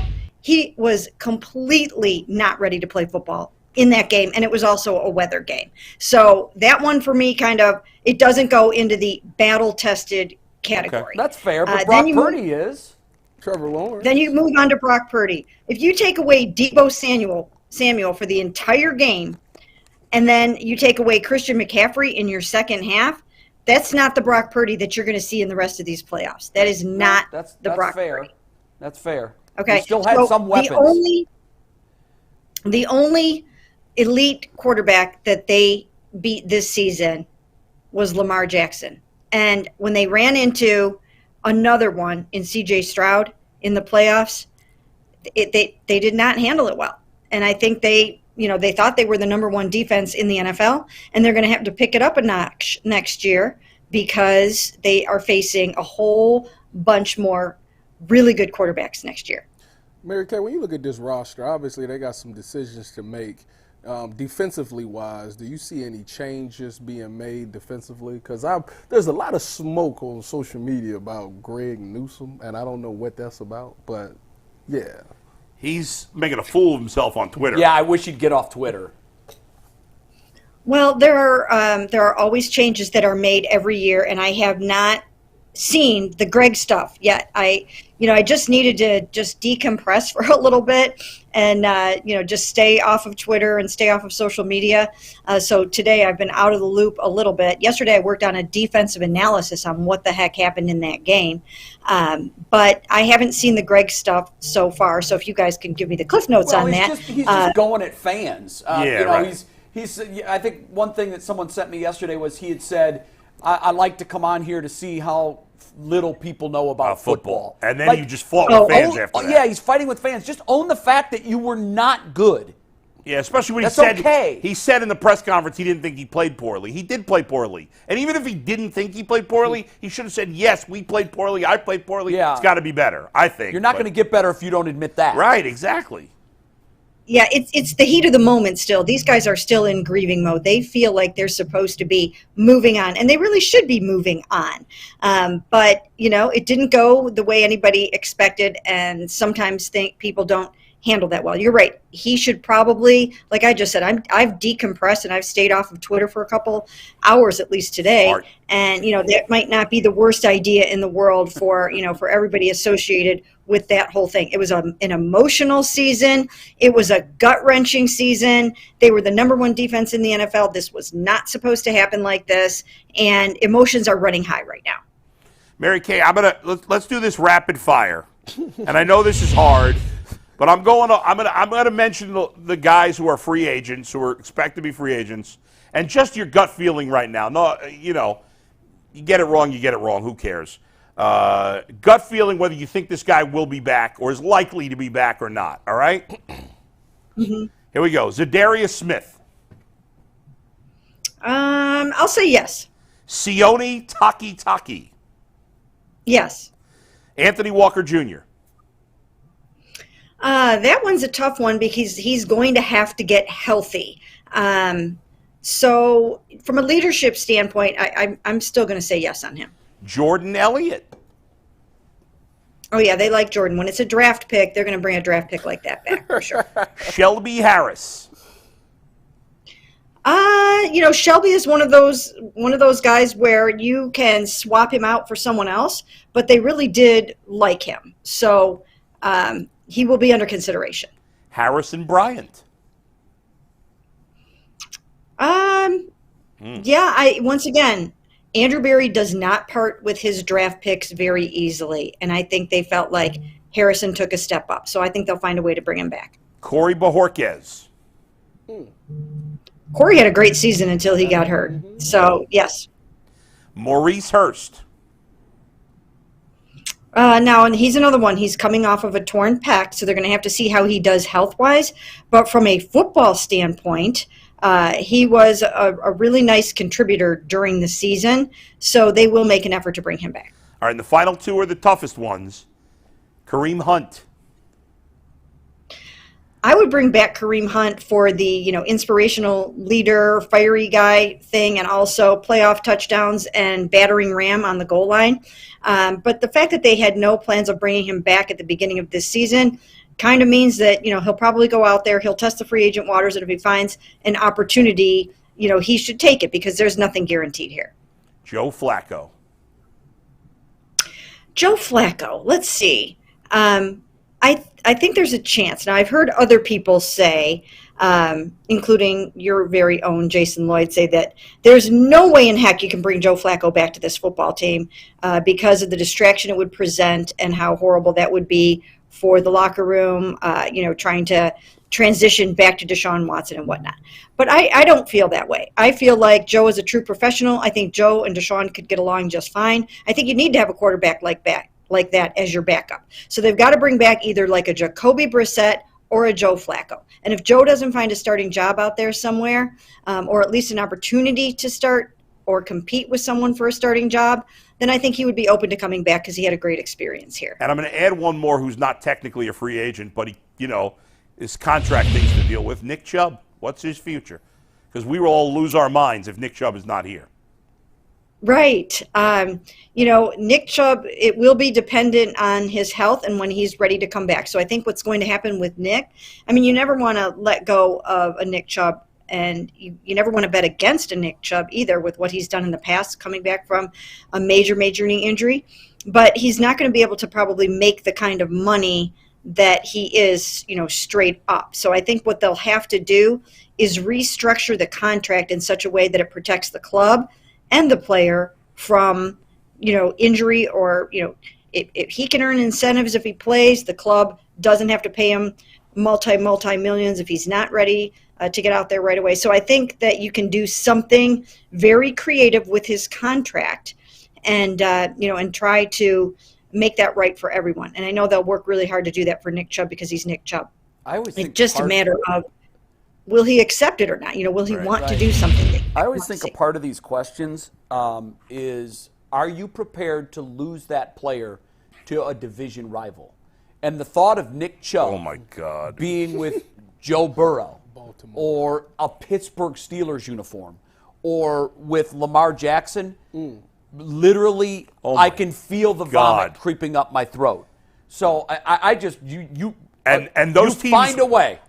The Bengals are weird about free agency, so you never know, but he would be a perfect fit there. Oh, my God. He'd be a perfect fit anywhere. All three of those teams would definitely be interested. And because it's the North. Yeah. And I just can't imagine seeing him in another team. No, that can't happen. Mary Kay, obviously, and I think, if maybe I'm wrong, if I am, tell me. I think this offseason's defensive line from last year is wide receiver. Andrew Berry has got to address that position, and I think it's the biggest area of need. How do they fix it? We just named some of the free agents. We know that their track record of drafting wide receivers is abysmal. It's not even bad. It's abysmal. So what do they do this offseason to fix that position?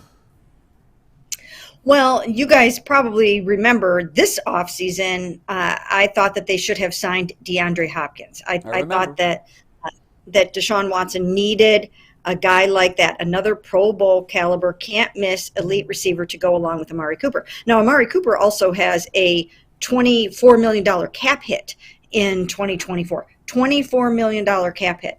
So you might want to look at that and see if they can't bring that number down. I'm sure they're going to have to do that, especially with Deshaun right now having a $64 million cap hit. You've got to trim somewhere. But anyways, yes, I do think that they need to target an elite Pro Bowl caliber receiver, either to pair with Amari, or if you can't work something out from a financial standpoint, then, perhaps that person would replace Amari, which I think would be really unfortunate. Best receiver I've ever covered. He's amazing. I think they've got to do what they can to keep him around. I think you need two guys almost of that level. You need a 1 and you need a 1A that's really, really good if you want to go all the way. And so hopefully that, that will be their strategy, that they will go out and they will find that guy in free agency or a trade. Mary Kay, my last question. I got to ask you about the offensive line because they've put themselves in such a situation. Obviously, Jack Conklin coming back from injury. Jed Wills was hurt. Then you got DeJuan Jones. Joe Bitonio's 32. A lot of injuries this year. How do they move forward? How does this work out? Tell us something, because I know they're stuck with Jack Conklin in the contract that they gave him last year. So what do they do? Well, they could go to Jack Conklin and talk, contract restructuring with him. That's one thing that they could possibly do, or they could trade someone. But DeWan showed so much promise that it seems to me that they're really excited to have him be back as their right tackle. And I think they'll keep Jed on the left side. And so I think it would be a matter of just figuring out what they could possibly do with perhaps with Jack. So that's something to keep an eye on there. And everybody else, I think they're pretty set with. So as long as those guys come back healthy from their injuries, I think they'll still be in really good shape on the offensive line. Thanks, Mary Kay. We appreciate it as always. We'll talk to you soon. Thanks, Mary. Sure, Get that thanks, Christmas guys. tree. Get that Christmas Put it tree away. out of there. Put it away. Got to be gone by It's cool. February at least. Yeah. February is actually the line of demarcate. It has to be down by February. By the way, last week I went into Walgreens and they already had a full row of Valentine's Day stuff. Yeah, they move fast. Yeah, Like the second New Year's was over, Christmas Yeah. is over, boom, Valentine's. Retail moves quick, man. Yeah. They don't mess around. The day after Thanksgiving, it's Christmas. The day Yep. after Halloween, it's Christmas everywhere. Yeah. Pure chaos. All right, we're going to get back to our 10 questions. We got 3 left, but real quick, if you're looking for tickets, the Game Time app is where to go. The Cavs host the Bucks tomorrow. Nationally televised game on ESPN if you want last-minute tickets. Go over to Game Time app to find the best ticket buying experience on the market. They have last-minute deals that are better than any other ticket app on the market, all-in prices so you're not paying crazy fees. You can see the view from the seat you're looking to purchase, and their best price guarantee takes all the guesswork out of buying tickets. Just download the Game Time app, create an account, and use promo code LOCKEDON for $20 off your first purchase. So make sure you download Game Time today. Last-minute tickets, lowest prices guaranteed. All right, guys, we're hopping back into our 10 questions for the offseason. This one, pretty simple. Are you sure, 100% confident, or what level of confidence do you have that Deshaun Watson can be that guy the Browns need him to be in 2024? Wait, which question are we answering? Well, the one on the bottom screen is, again, How the same confident thing. are you? You can't be 100%. Yeah, the 100% stupid. That doesn't make any How- sense. There's I only like so the way many you words that rephrased fit it. on the bottom, Yeah. so sometimes you got to clarify. Where, How confident where are you you? guys? What's your Yes. level of confidence, Yes. 0 to 100? I would say. And how does it compare to where it was before 22 and before 23?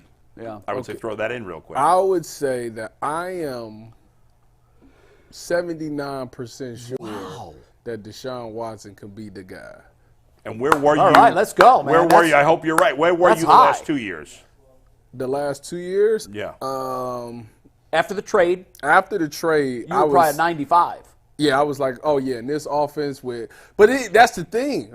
When I seen the trade, I thought in this offense he gonna run Kevin Stefanski stuff. So Which he didn't. Exactly. So Right. that's what kind of messed it up for me to where it was like it just don't. They're not gelling. So what it go from 95 year one to down to like 47% or something. Whoa, like wow, that. we went that low. Yeah, I was like, Oh, you now went to 47. Now you're back what up to did you 80. see Now I'm back that at made 7, you, yeah. What did you see outside of the Baltimore half that shot it from 47 to 79? I seen a guy that makes plays when needed, when crunch time, when things need to get done, he finds a way to do it.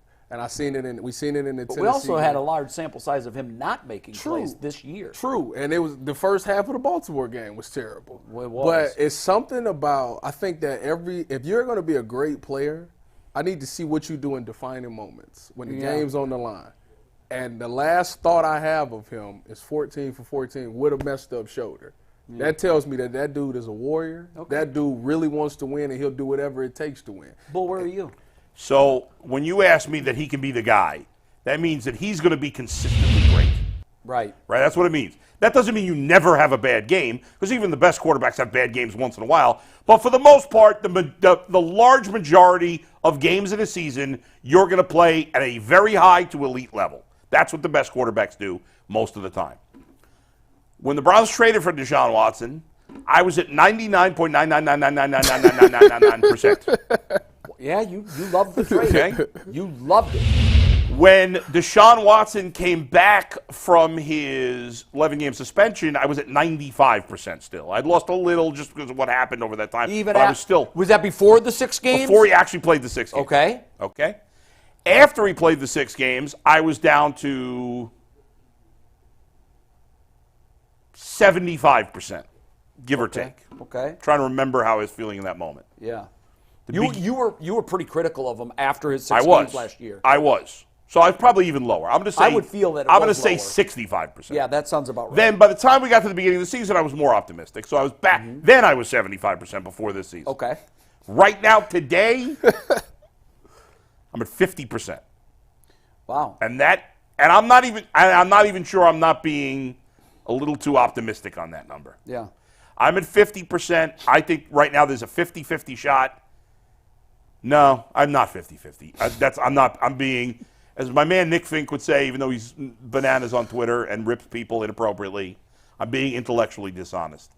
I'm at 42% because it's not 50-50. Right. Because if I had to, I hope I'm wrong about this number. I really do.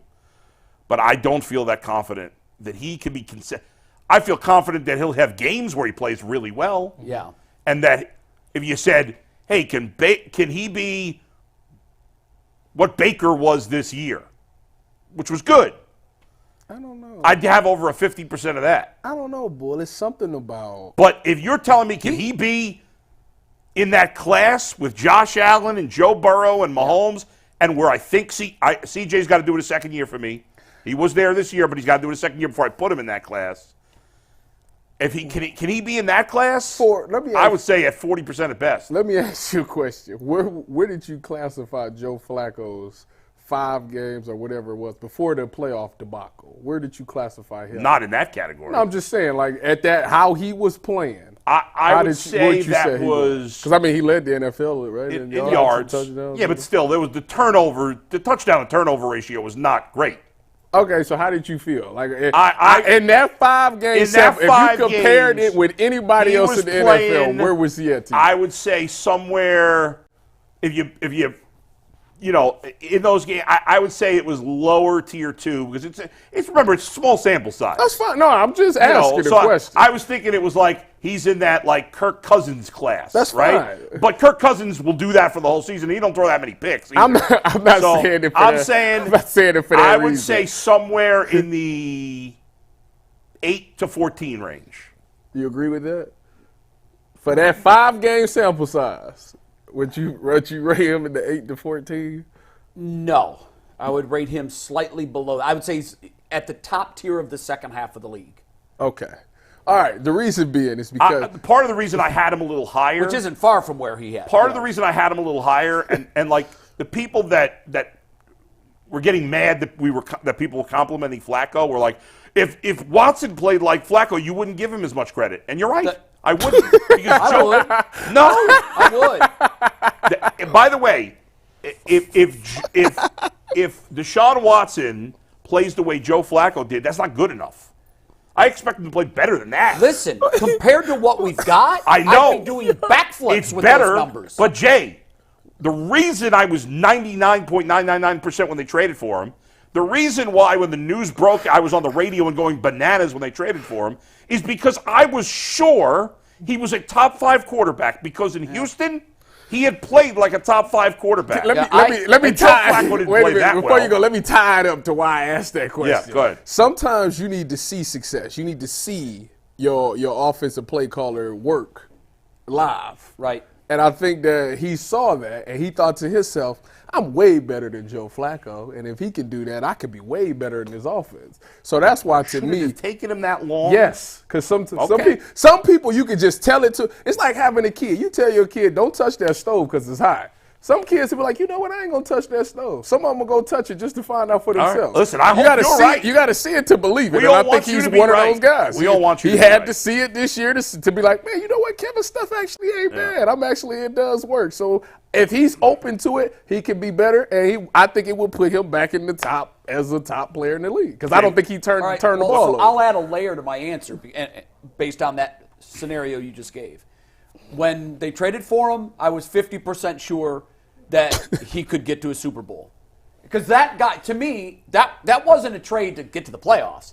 That trade was to win a Super Bowl. Yes. We all agree that, and that record will never be changed. Yep. We got to the playoffs with one guy, won a game. He's not good enough, even coming off some bad year. Boom, out. That move is an all-in move, just like the Cavs move to get Donovan Mitchell. We're in it to win it now.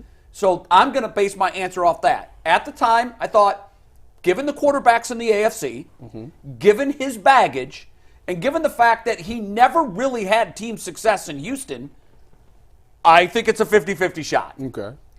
That's fair. But I never had him as a top 5 quarterback. I just didn't. Well, I thought he was 6 to 10 and closer to 6 or 7. He led the league. He led the league in passing and the light touchdown. I'm results oriented. Okay. I want wins. Okay. Well, he and won stats. regular season games the first 2 years there. I want playoff success. You always say the regular season means nothing in this league. He does. It's say that. about So is Lamar playoffs. Jackson top 5? No. Okay. Right now, I think he's playing at an MVP level. Well, he's gonna win it. I think he is going to win it. Yeah. Although, you know what? No, tough. I don't think he's going to win it. I still think there's a bias against Lamar Jackson. Who's gonna win it? Well, he won it already. Who's gonna win it? No, I mean this year. I mean based on his play No, I this mean year. If he won one doesn't already. win it, who does? Could be Josh Allen. You're Probably, right. Well, Josh Allen had some moments where he wasn't good, but I hope he wins it. I think he's played well enough to win it. He got it. But here's the thing. It's over with. All of the detractors are waiting to see what happens in that first playoff game. Oh, 100%. Yeah. And the second playoff game, because it's not just good enough to win one. That's true. Right. You got the 1 seed. You have to play in the AFC Championship game this year, period. So for me, I thought it was a 50-50 proposition Deshaun Watson could get us to a Super Bowl. Okay, that's fair. The more his baggage situation played out and it became an 11-game suspension, that number went down probably to 45%. Okay. That's a lot to overcome mentally. I was really worried about the psyche A lot of of people. Deshaun A lot Watson. of people to this day is. And I still am. Then he played 6 games. Showed me absolutely nothing in those 6 games. So you went down to like 10. No, I went down to like 30. Okay. Because now that's who you are now. I need to see greatness recently, not past. No. Because I saw greatness from Baker here, and then I saw trash, and we moved on him. So if that's the way the machine moves and works, then trash is unacceptable. This is just it's been just trash for those 6 games. It was trash. Okay. And then we got to see him this year. And he played much better than I expected him to play, but nowhere near the MSRP. The manufactured suggest retail price. Right. Nowhere near that, but he got me to work. He just didn't do it in style.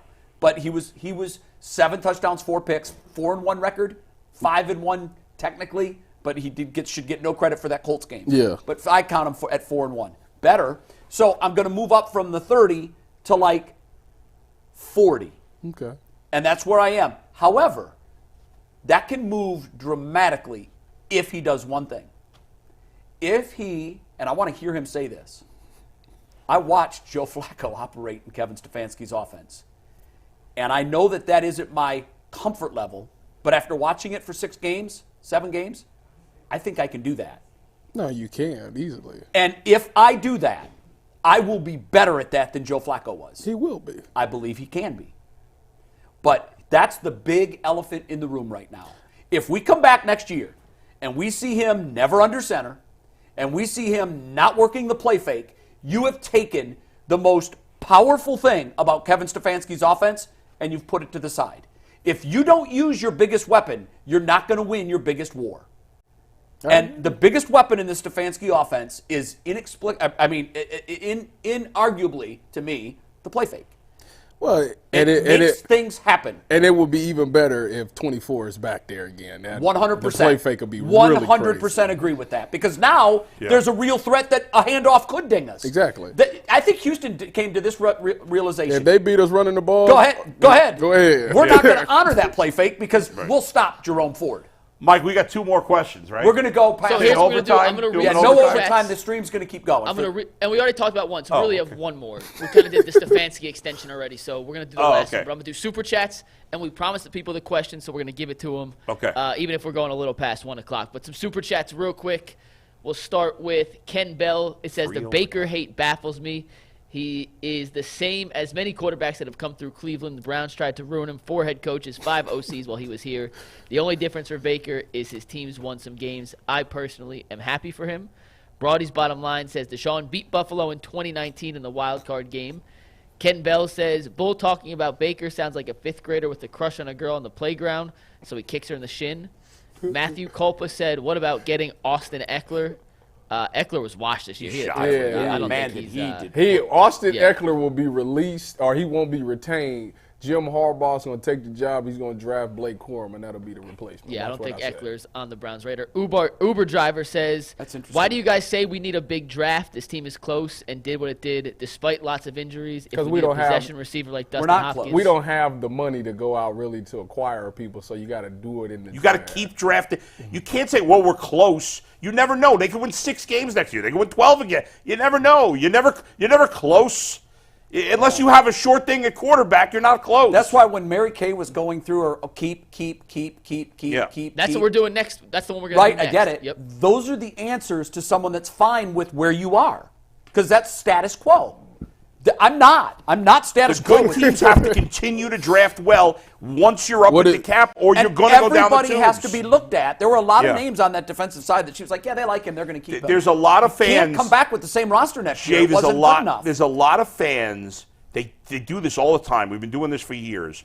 If something's good, don't mess with it. Don't try. And that was my point on Baker. I don't want to go down the Baker road again. I hate that. But it's like, no, you should always be trying to get better, right? And the Browns, just because they were good this year, they were good. They had a hell of a regular season. A hell of a regular season. I just and it's feel- easy to say, well, if they weren't as injured, they would have been better. Every year's a different year. There's a lot of things that, besides the injuries, there were a ton of things that went the Browns' way. Calls in games, kicks. Joe a lot of Burrow those going things. out for the season. Injuries. Well, how good are the Bengals if Joe Burrow doesn't go down? I mean, they were still good. They were, but they're a couple wins better in my view. I just feel like I'm never really a fan of teams just bringing everybody. We're just gonna run the exact same. I way. agree. right. Because I agree. I seen there are guys, and some of them we're going to go, man, I hate to lose them, and that's fine. I seen but you Tampa- got to upgrade. Tampa This Bay team did has it. to be upgraded. Tampa Bay did it with, I think it was Tom's last year, and it was a disaster. And then Philly just did it, Yep. and it's a disaster. And sometimes you got to know, this may hurt us with certain guys. It might even happen with Nick Chubb.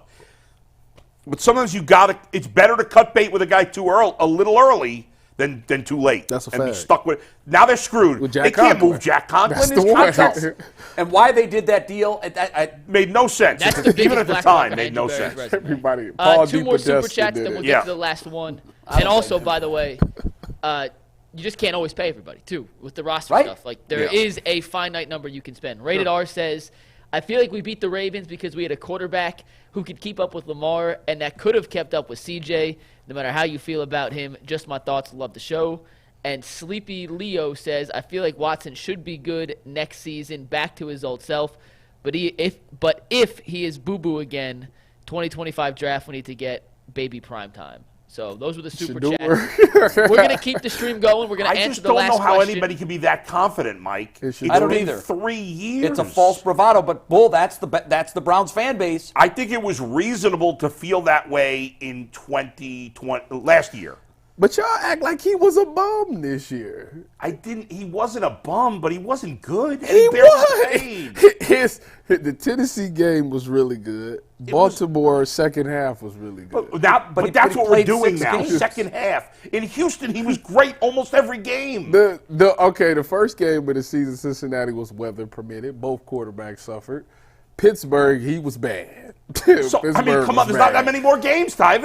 And what's the other two I missed? He started the Colts game. did he? The It was Colts- horrible. he was terrible came out. before he got they hurt. ended up winning. He was, yeah. In spite of, he rushed himself from injury. He shouldn't have Yeah. did that. I agree with that. And then there was the Cardinals game. He was okay. He was solid. The Cardinals game was the Cardinals. So he had 2 good games against the Titans and Cardinals, 2 of the worst teams in the league.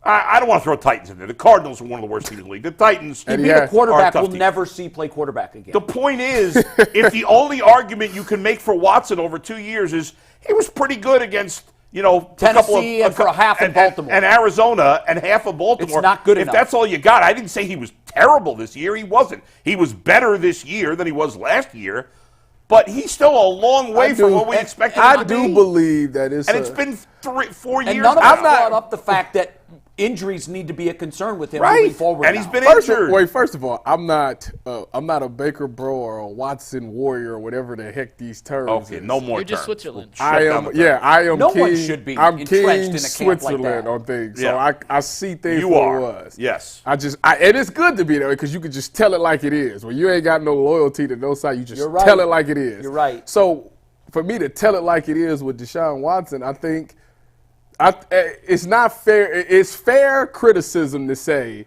that he wasn't great this season. It's fair. But it's also not fair because his offensive line got hurt and they were making changes and they weren't playing great. I can remember off the top of my head the Pittsburgh game. I promise you that man took a snap and Jed Wills just slapped the dude on the butt and let him go every time. And he was under duress. Let me ask so you a that's question. not fair. Let me ask you a question. Or Jay, you can answer this question too. When the Bengals went to the Super Bowl 3 years ago, or 2 years ago, and when they went to the AFC Championship game last year, how good was their offensive line? They were horrible, but you know what the difference is? They had a guy by the name of Jamar Chase that I could just shoot it out there to, and something good would happen. Well, I know Amari Cooper. Don't do that. I know. Don't even say it. Don't stop it. Don't even start it because that's not even true. You're saying if he had Amari Cooper instead of Jamar Chase, he would have been as bad as Watson's been? Yes. Oh, Tyvis. Come on, Tyvis. Yep. No. Give me a break. I believe that. How many yards did Chase have this year? How many yards did Amari Cooper have this year? Chase had 1,000. Well, Chase was hurt. He missed some time. Yeah, he had Cooper missed some time, almost too. 1,100. What's that? Cooper missed Almost one 1,100. game. How many games did Chase miss? Jamar Chase this season played in 16 games. Oh, he had 1,216 yards, 100 Yeah, he didn't receptions. really play. He only played for a few minutes. And you're going to say that there's look, I do think There's that a big difference You don't between want to the two. say that Amari's better than I know there's Chase. a big difference. Okay. However, he the one saying it. no, ain't. you're saying, oh, if you swap Chase with Cooper, Burrow's trash. That's what you said. I think you. In that season with when you don't have an offensive line and you need your guy to develop a route, yes, I do believe that. Yes, I do. That's You go- I think- disrespectful to Amari Cooper. I think you go. Listen. How's that disrespectful? Wait, hold on. So you telling me you comfortable saying hike and just throwing the screen out to Amari Cooper? We've done that this year. No, we didn't. The hell we haven't. No, we did not. Go back and look. We ain't Yeah. never threw no screen Two to things. Amari Cooper. Are you kidding? I didn't see it. Huh, you must be watching all the A games. jailbreak Listen. screen to Amari Cooper. Oh, so Chase didn't catch any deep balls. I didn't say he didn't. And we're not going to argue Jamar But Chase. what Real I'm telling you is, real quick. you Let's ain't throwing no disrespect- jail. What you said is Hold on. disrespectful to Tyvis, let me Amari. get it. One dude Real is really quick. fast with the ball. The other one doesn't have the breakaway speed. What? Jamar Chase How's is that way disrespectful? listen, Jamar Chase is way better than Cooper. We understand that. But I think you he's went better too far. than Cooper. I don't want to say way better. Yeah, he's better. He's definitively And better. he's much younger. He's just but there's no to comparison. say that you guys are disrespecting Amari Cooper. No, we're I'm not. We're I not, think Jay. you are. How am I? No, To say he's way better. And we don't have that- to argue Cooper versus Chase on better versus way better. Yeah, that's come on. We're- Forget yeah, that. I mean, I do think you went too far on saying Burrow would be as bad as Watson, but Oh my goodness. obviously there's no discussion between Chase and Cooper. There's no discussion. Go ahead. All Mike. right, people in the chat want me to clarify. I guess you guys said Deshaun never won a playoff game. He does have one playoff win. We did. No, we never said We that. never we say said that? that. No. Yeah. I just was reading something the chat said. So We yeah. said that. I didn't No, say nobody that. said If that. we did it, we said it by mistake. I said he hasn't had playoff success. I'm waiting And on. by that, I mean, look, playoff success isn't winning one game. I can't. Playoff success to me is a playoff run that goes deeper than the divisional round. I can't. Oh, Bull, they're coming at you for your tweet. They I said can't your, let your this tweet go. information's wrong about how many playoff wins since 2018. What? Oh, did he Deshaun have? Watson had one in 2019. Oh, okay. I had him with one, Forget didn't I? all that. I need to know what game Amari Wait a Cooper second. caught a screen. Well, either let's get to the last. Let's get to the last question. Wait a second. No, I'm being slandered here, and I think I got it right. Screen? Yeah, he has. He has caught screens. He's not a screen receiver. You're not a screen receiver, but he's caught screens. Put up my tweet, guys, no, that I Bull, put out you- last Every night. catch he made We're was talking downfield. about two Yes, different Here things. is my tweet, by the Bull, way. we're talking about two different things. know what a Hold on. screen Here's my is? tweet. You know what a Get the screen camera on it. Look at Oh, you that. can't see it. Bull, Mike's I- graphic is wrong. My That's tweet right. So was what Yeah, happened yeah. was in My and tweet that's was why correct. Bull wanted to see his tweet. Right. What we did was, a recreation of Bull's tweet, and we screwed made a up. mistake. My That was bad, a mistake my by bad. them. I had Deshaun Watson Good with job one by playoff win Bull. on my Bad job tweet. out of you. Bad Yes. job out of me. Also, Yeah. that's why I don't trust Tagboard anymore. So Tagboard, fix your craps Tagboard and is full of give me the shit. That's what happened. Tagboard's terrible. Okay, last question, and we will wrap up here, guys. Yeah. We asked Mary Kay. We're going to go through that same list. Which of the veterans who are going to be free agents this summer do you think the Browns need to bring back, and which one should they let walk? I put these guys into 2 different lists, just randomly named 176. If you go right to 176, we'll go down the order in which they are listed, but Darius Smith is up first. Darius Smith, bring him back? No. Let him walk. Let him go. Let him go. Had moments. This is what I'll tell you. Had moments, but they were too brief. It's, Or too it is few. whatever it costs, it's not worth it because Alex That's- Wright played well. And Alex that's Wright my- developed. and that's part of my And answer. you got Ogbo. He played well, too. Yes. I don't need Zadarius. Smith is gone. Kareem on. Hunt. No. Yes. No. Absolutely. Nope. Every team needs a battering ram. The 11 touchdowns, or how many touchdowns did he have in total counting the 9. playoff game? With the playoffs, 9. 11. And how many games did he play in? All of them. Did he miss? No, he didn't play the missed first 2 two. because he didn't play the first. 15. So he played 15 regular 16. season I- games. 16. I am keeping a guy that's averaging almost a touchdown a game. It's a tricky me, spot. I'm keeping him. I think it's a tricky spot. Nope. 1 yard. Nick Chubb can get 1 yard All on right. the goal line. If Nick old Chubb Nick is Chubb, back, yes. if Nick Chubb is back, in the end, I got to let Kareem Hunt go because I can only keep 3 backs. And I just can't afford to pay Kareem. He's going to want more money. Nobody's going to pay him any significant money. I don't know what he's going to get. I think Kareem Hunt could be on the scrap heap again. Nobody's making him a starter. He's not a starter in the league anymore. He's good at that role, but if I have Nick Chubb, I don't need him in that role. I'd let him go. If Nick Chubb's not coming back and I'm going with a younger back, then I'd bring him back. I to be agree my- with- to I be agree. my 1B. Yeah. I just want him because he runs hard. He gets the difficult yards. So does Nick. Every team needs a guy like that. So does And Nick. the old Nick did. The big unknown is, what is Nick going to You be? just sat here and said you trust him. I do trust him. All right, but what's- I also sat here and said his ceiling isn't going to be as high. So I don't know what he's going to look like in those situations. And because of that, I want to bring him back. Look, they made a mistake in letting him go the first time. They made it good because no one else picked him up. If you were to ask the Browns this year, were you happy with the production Kareem Hunt gave you for the price tag he had? I am telling you, they're much going was to that- say how they much were was his contract? cheap. And then Very they cheap. didn't make a mistake because they got him for no money. Well, no, basically. no. What I'm saying is, when they let him go, it could have been a mistake if someone else grabbed him. It could have been. They made it good because no one did, and Right. it was only week 2, and they were able to get him back into the building. I don't think this team's banging down his door again this year either. But we'll see. I don't either, and Yeah. that is partly not because of him; it's because of the position. Yeah, right. Like he has to come to the mindset, man.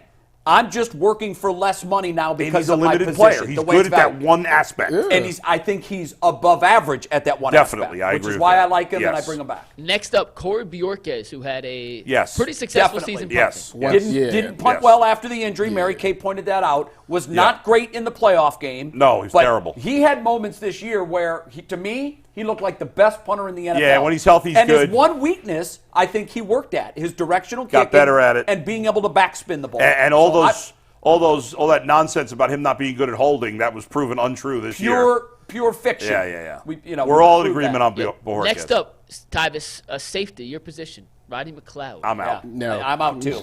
I was curious to see what you were going to say. I thought you'd say bring him back. no. I'm out on him. But although I think Hickman took a step back for me in the playoff game, my opinion of him came down a little bit, and part of the reason you can move on from McLeod was that I thought Hickman was a hit. They got him as a free agent, and I think because of that, they're going to keep him. And McLeod, I think, is expendable. One bad game from an undrafted rookie, I'm I'll not accept going to hold that. it against him Even forever. though- That him going down showed. What I did like about him in the room is that he brought that Super Bowl experience. He's a veteran. He knew Jim Schwartz's defense. Right. He spent this year teaching that to Right, the younger yeah. guys. Yeah. D'Anthony Bell is a good player, and Ronnie Hickman is a good player. You know what I wanted to I ask think you, and you're we'll do good. it. I don't want to go too deep into it, but how much did it play into the fact that C.J. Stroud beat him the way he did? That he saw him in practice every day. He knows So- his tendencies. So the funny part, you've had that experience. The funny part about that is C.J. Stroud actually saved him by overthrowing the ball. I know he did another time I can't believe because he beat him on that one. And badly. cover two. easy. Why I know, I is couldn't you believe it, and flat-footed in cover two? and he overthrew him. I said, you know what that C.J. just Yeah. he loved you because that was a touchdown. It was funny. There were 3 players involved in that play. 2 were Buckeyes. 1 was a Michigan guy. The Michigan guy was the only one that did his job. Yeah. What about the linebackers? We got a twofer here. Taki and Anthony Walker. Taki, yes. Anthony Walker, no. I'm with you on that. And I'm going to miss his leadership on defense. Wait a minute. Hold on. Because me and AWOL go back to the Colts days. AWOL, you got to get healthy, man. Like, that's the only reason, though. He's been hurt so much. When you're in there, you're good and you bring great leadership, but he's out. You can't make the club if you in the tub. Like, that's just what it is. Taki's better at that position anyway. He's gotten better. He's gotten better. This year, he took a step forward. Not that JOK took a leap forward. Yeah. Taki to me took a Let's step go with forward. Taki, JOK, and then bringing in a young guy. I agree. I agree. We have 3 defensive tackles who are all set to become free agents. They were rotation pieces: Mo Hurst, Shelby Harris, and Jordan Elliott. Well, this ain't fair because me and Shelby go back to Denver days. So shout out to Shelby. Belichick cut a guy on Christmas. He did. I'd cut everybody on that list except for Elliott. Not cut. They're all free agents. Elliott. Except for Elliott. I'd bring him back. Yeah. I'm with you. Yeah. I bring Elliott. We've agreed on everybody except for Hunt. Yeah. Except Baker Mayfield. I bring. We have both decided that we'll never agree on that. Yeah. Elliott, I bring back the other 2. Bye. Tyvis, the same boat. Well, Mo Hurst was really good. See, Shelby brings in a thing with the PBUs that's nobody else does, and that's very valuable. However, is that something that I'm willing to pay for? Probably not. No. I would keep those 2 in my back pocket, and if something happens later on the season and they're still available, I would love to bring them back. If we're in training camp and those guys are still available and I want one more guy, I'll sign him for league minimum or whatever. Yeah. But none of those are priority. I don't think anybody's going to be beating the door down for either of those. Mo Hurst. Maybe Mo Hurst. But he's coming off of an always hurt. I know. He's always hurt, that guy. Can I make a counterpoint real quick? Sure. So the Browns' rotation of defensive tackles this year was Dalvin Tomlinson, Elliott, Harris, and Hurst when he was healthy. Right. So 3 of the 4 on the block now. The one thing Harris has, which I think is what's the MasterCard slogan? Like something's priceless. Yeah. He doesn't miss time ever. Like he's And been the that most is- durable that is- defensive tackle. That's a fair ever. point. And You know what? You may be talking me into Shelby Harris. As a Between that third DT and Tyvis's point about the PBUs, I'm back in on Shelby Harris. Let's go. I'm in Shelby. That's the quickest flip-flop I've ever seen flop. do. I'm in on Shelby. But I just think I as a am third more defensive in on tackle, Shelby. 4th defensive tackle, having a guy who you know is solid, not great, but solid, and is always there, and a veteran Good who point. the teammates seem to like, I think I would take. Oh, hell with it. I'm into. And Jason, God, dang. Let's go. Flippity flop. And I think for me, I had considered the pass breakups, but for me, the availability. That's is a big one. I'll tell you. Here's why I'm more willing to wash my hands with some of these guys who looked better this year. Everybody looked better this year in It's the the defense. Jim Schwartz effect. I trust Jim Schwartz. We can get other veteran Go guys. get another couple of dudes. Right. Go get another couple. There'll be guys. other guys like that. Yeah. He's still And one last of but not Dominican least, and we suits. kind of touched on Joe Flacco earlier, but Tyvis, coaching's not an option in this scenario. Nope. This is to be a backup quarterback or QB3, or if you want to make him a starter. I'm out. Nope. Flacco, Even yes though or no? he's the best. Nope. It's crazy because he's the best choice. He's the best player that they could have as their quarterback too. But who knows if he even wants to play? Maybe this was it for him. Maybe he doesn't want to do it anymore. I do have conversations with him, and if he's open to some of the things that I would need him to be open to, I bring him back. The one thing I will say, and I love Jason, everybody knows that. It's a loser's mentality to say, "Oh, I'm afraid to bring this guy back because he might upset some of our princesses." Well, That's a loser's mentality. I get what you're saying, and I have always felt that way. But the one fair part of it is, He crashed and burned if right before our no, very eyes not at the biggest moment. Not even that, How do you Tyvis. look in the first half? No. Oh, so Yeah. now you're in on Deshaun then. Can we have Joe's first half and then Deshaun's So second you're in on half? Deshaun. That's what I need to know. Guys, since Jay, we're doing here's the that. problem, ultimately, though. I want Flacco back. Here's the problem. It's not Deshaun won't like him or whatever. Ultimately, the problem is and this can create. You say, well, don't be a loser about it. And I agree on No, some level. I'm not calling Jason a loser. It divides not your, him. it will Not him. divide your Not locker him. I'm room. saying to me, a loser's mentality is, do we want to bring him back because it might upset some other players? He's not a disruptive force Right. in fact, No. we saw he was a unifier. But- guys rallied around him. Right, but Jay. if they don't play well, Okay. If Watson doesn't play well, Right. and the locker room is divided on who should be the quarterback, Right. that could cause a problem. That is the case in every one of the 32 NFL cities, except for maybe 4 or 5 places. And here's the thing about that, it's Bull. more than that. You're right. It's Here's in the some thing about places. that. You got, not 4 or 5. It's more. Would that happen in There Cincinnati? were Cowboy fans screaming to bench Dak during the playoff game. What about- screaming to bench him? What about Dak is Cincinnati? a top 5 or 6 quarterback. What about Cincinnati next year? What about him? They got Jake Browning and Joe Burrow. So But if Joe, here's- if Joe if- don't play well, it If is Joe not a comes single- out and he's 1-4 and he's got 3 touchdowns and 9 picks, What they gonna say? There will be fans in Cincinnati saying, Right. "Let's see." no, Jake." not fans. It's not about Players. fans. It's about Players. players. There will be some players that are No. looking around going, "How long are we going to ride this There's ship?" not a single player on the Bengals that would ever think Bull, you'd want to start Bull, Jake and Brady. maybe you're right. Maybe Yeah. you're right. But here's the point I really need to make. Yes. The fact that you won't be here's what the Browns owe the fans. Yeah. Okay, you have to be as good at every position as you possibly can. So tell me who's the better backup quarterback they're going to bring in here. Between who? Anybody? Give me a name. Who's going to be a better backup here than Joe Flacco? Jake Browning. He's not a free He's not agent. available. Dang. I know. Jacoby Brissett. And you know what? I wouldn't take either of those guys. I wouldn't. Here's the thing. He's going to give you those moments. I understand that. And we don't want to play this game because it might come true, but if you learn nothing else from this year, you better have a good plan B. would. By the way, it's not an option, but if I were the Browns, I would take Browning over Flacco because Well, of course, he's younger. listen, I would Yeah, too. yeah. I mean, that's I thought you said you wouldn't take him. First of all, I can't that's take what he- him. Right. But all things equal, I'd be dumb not to take Jake Browning. Jake Browning has looked at times as good, if not better, than Joe Flacco looked And at he's his younger, best. and he's a lot And he's younger. younger. Yeah. But by the way, the experience thing for me, I heard general managers saying that Joe Flacco still throws the prettiest ball in the NFL. Yeah. I got a backup that you would take. Who? Baker Mayfield. Well, he's not going to be a backup. not gonna be a so backup. that's Why not? He's a free agent this year. Oh, so he's going to sign somewhere He's as a gonna backup start after for taking a someone. team to the Final 8? Even I know he's going to start for He's someone. got to be a Travis. starter. He's Come on. he's an option, is what I'm saying. That was Okay. me and Tyvus. So I didn't do that. But here's the thing, Ty. I really think that what I'm trying to do as a team, I thought about this the other day. My 2 favorite teams in all the world are 0-116 in my lifetime on delivering the one thing that every fan wants most. Championship. 0-16. The Guardians, Indians, and the Browns. So you're not counting the Cavs? So, no, because they're not they're not at that my level? third favorite team is Ohio State football, and then the Cavs. And All right, both so you of got them, Ohio State. Both of them have Yep. given me Well, so Ohio championships. State has But my given 2 you- favorite teams are 0-116. So here's what I'm demanding as a fan. You better get better. You have to do better. And not just for me.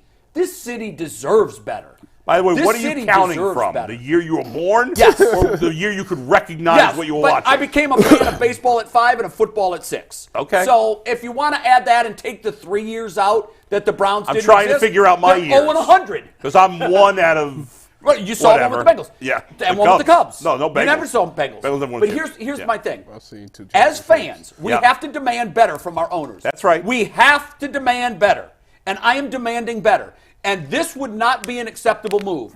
You know, even though he galvanized the team, and even though he's the best available at that position, QB2, we're going to get rid of him because there might be some feathers ruffled. No. It's a fair point. No. Let's leave it there, though, because we got to go. Yeah, I don't know why we have to go, but I This guess was we an do. extended. I edition. was Bull the has one to who told run. Mike I had to Oh, go. okay. Yeah, Bull has to run. Appreciate y'all for sticking around. See ya. Back tomorrow. Oh, and wait, the thing is, we're going away. I got to apologize to Bull. I was disrespectful. No, it's all right. I'm apologizing. We're I got to accept it. I was disrespectful. accept it. You're a friend of mine. I and accept it. It's all good. I was wrong, and See I'm ya. sorry. And I'm sorry. It's okay. Love you Thank guys. you. Peace. I appreciate it. I accept Okay. your apology. It's all good. I can disagree, but I cannot be disrespectful. I- and it's I'm all You gotta good. agree embarrassed that Bull that I has to was. leave. It's all You good. gotta agree that So Bull Bill has to leave. Thank you for Belichick over apologizing. Kevin Stefanski.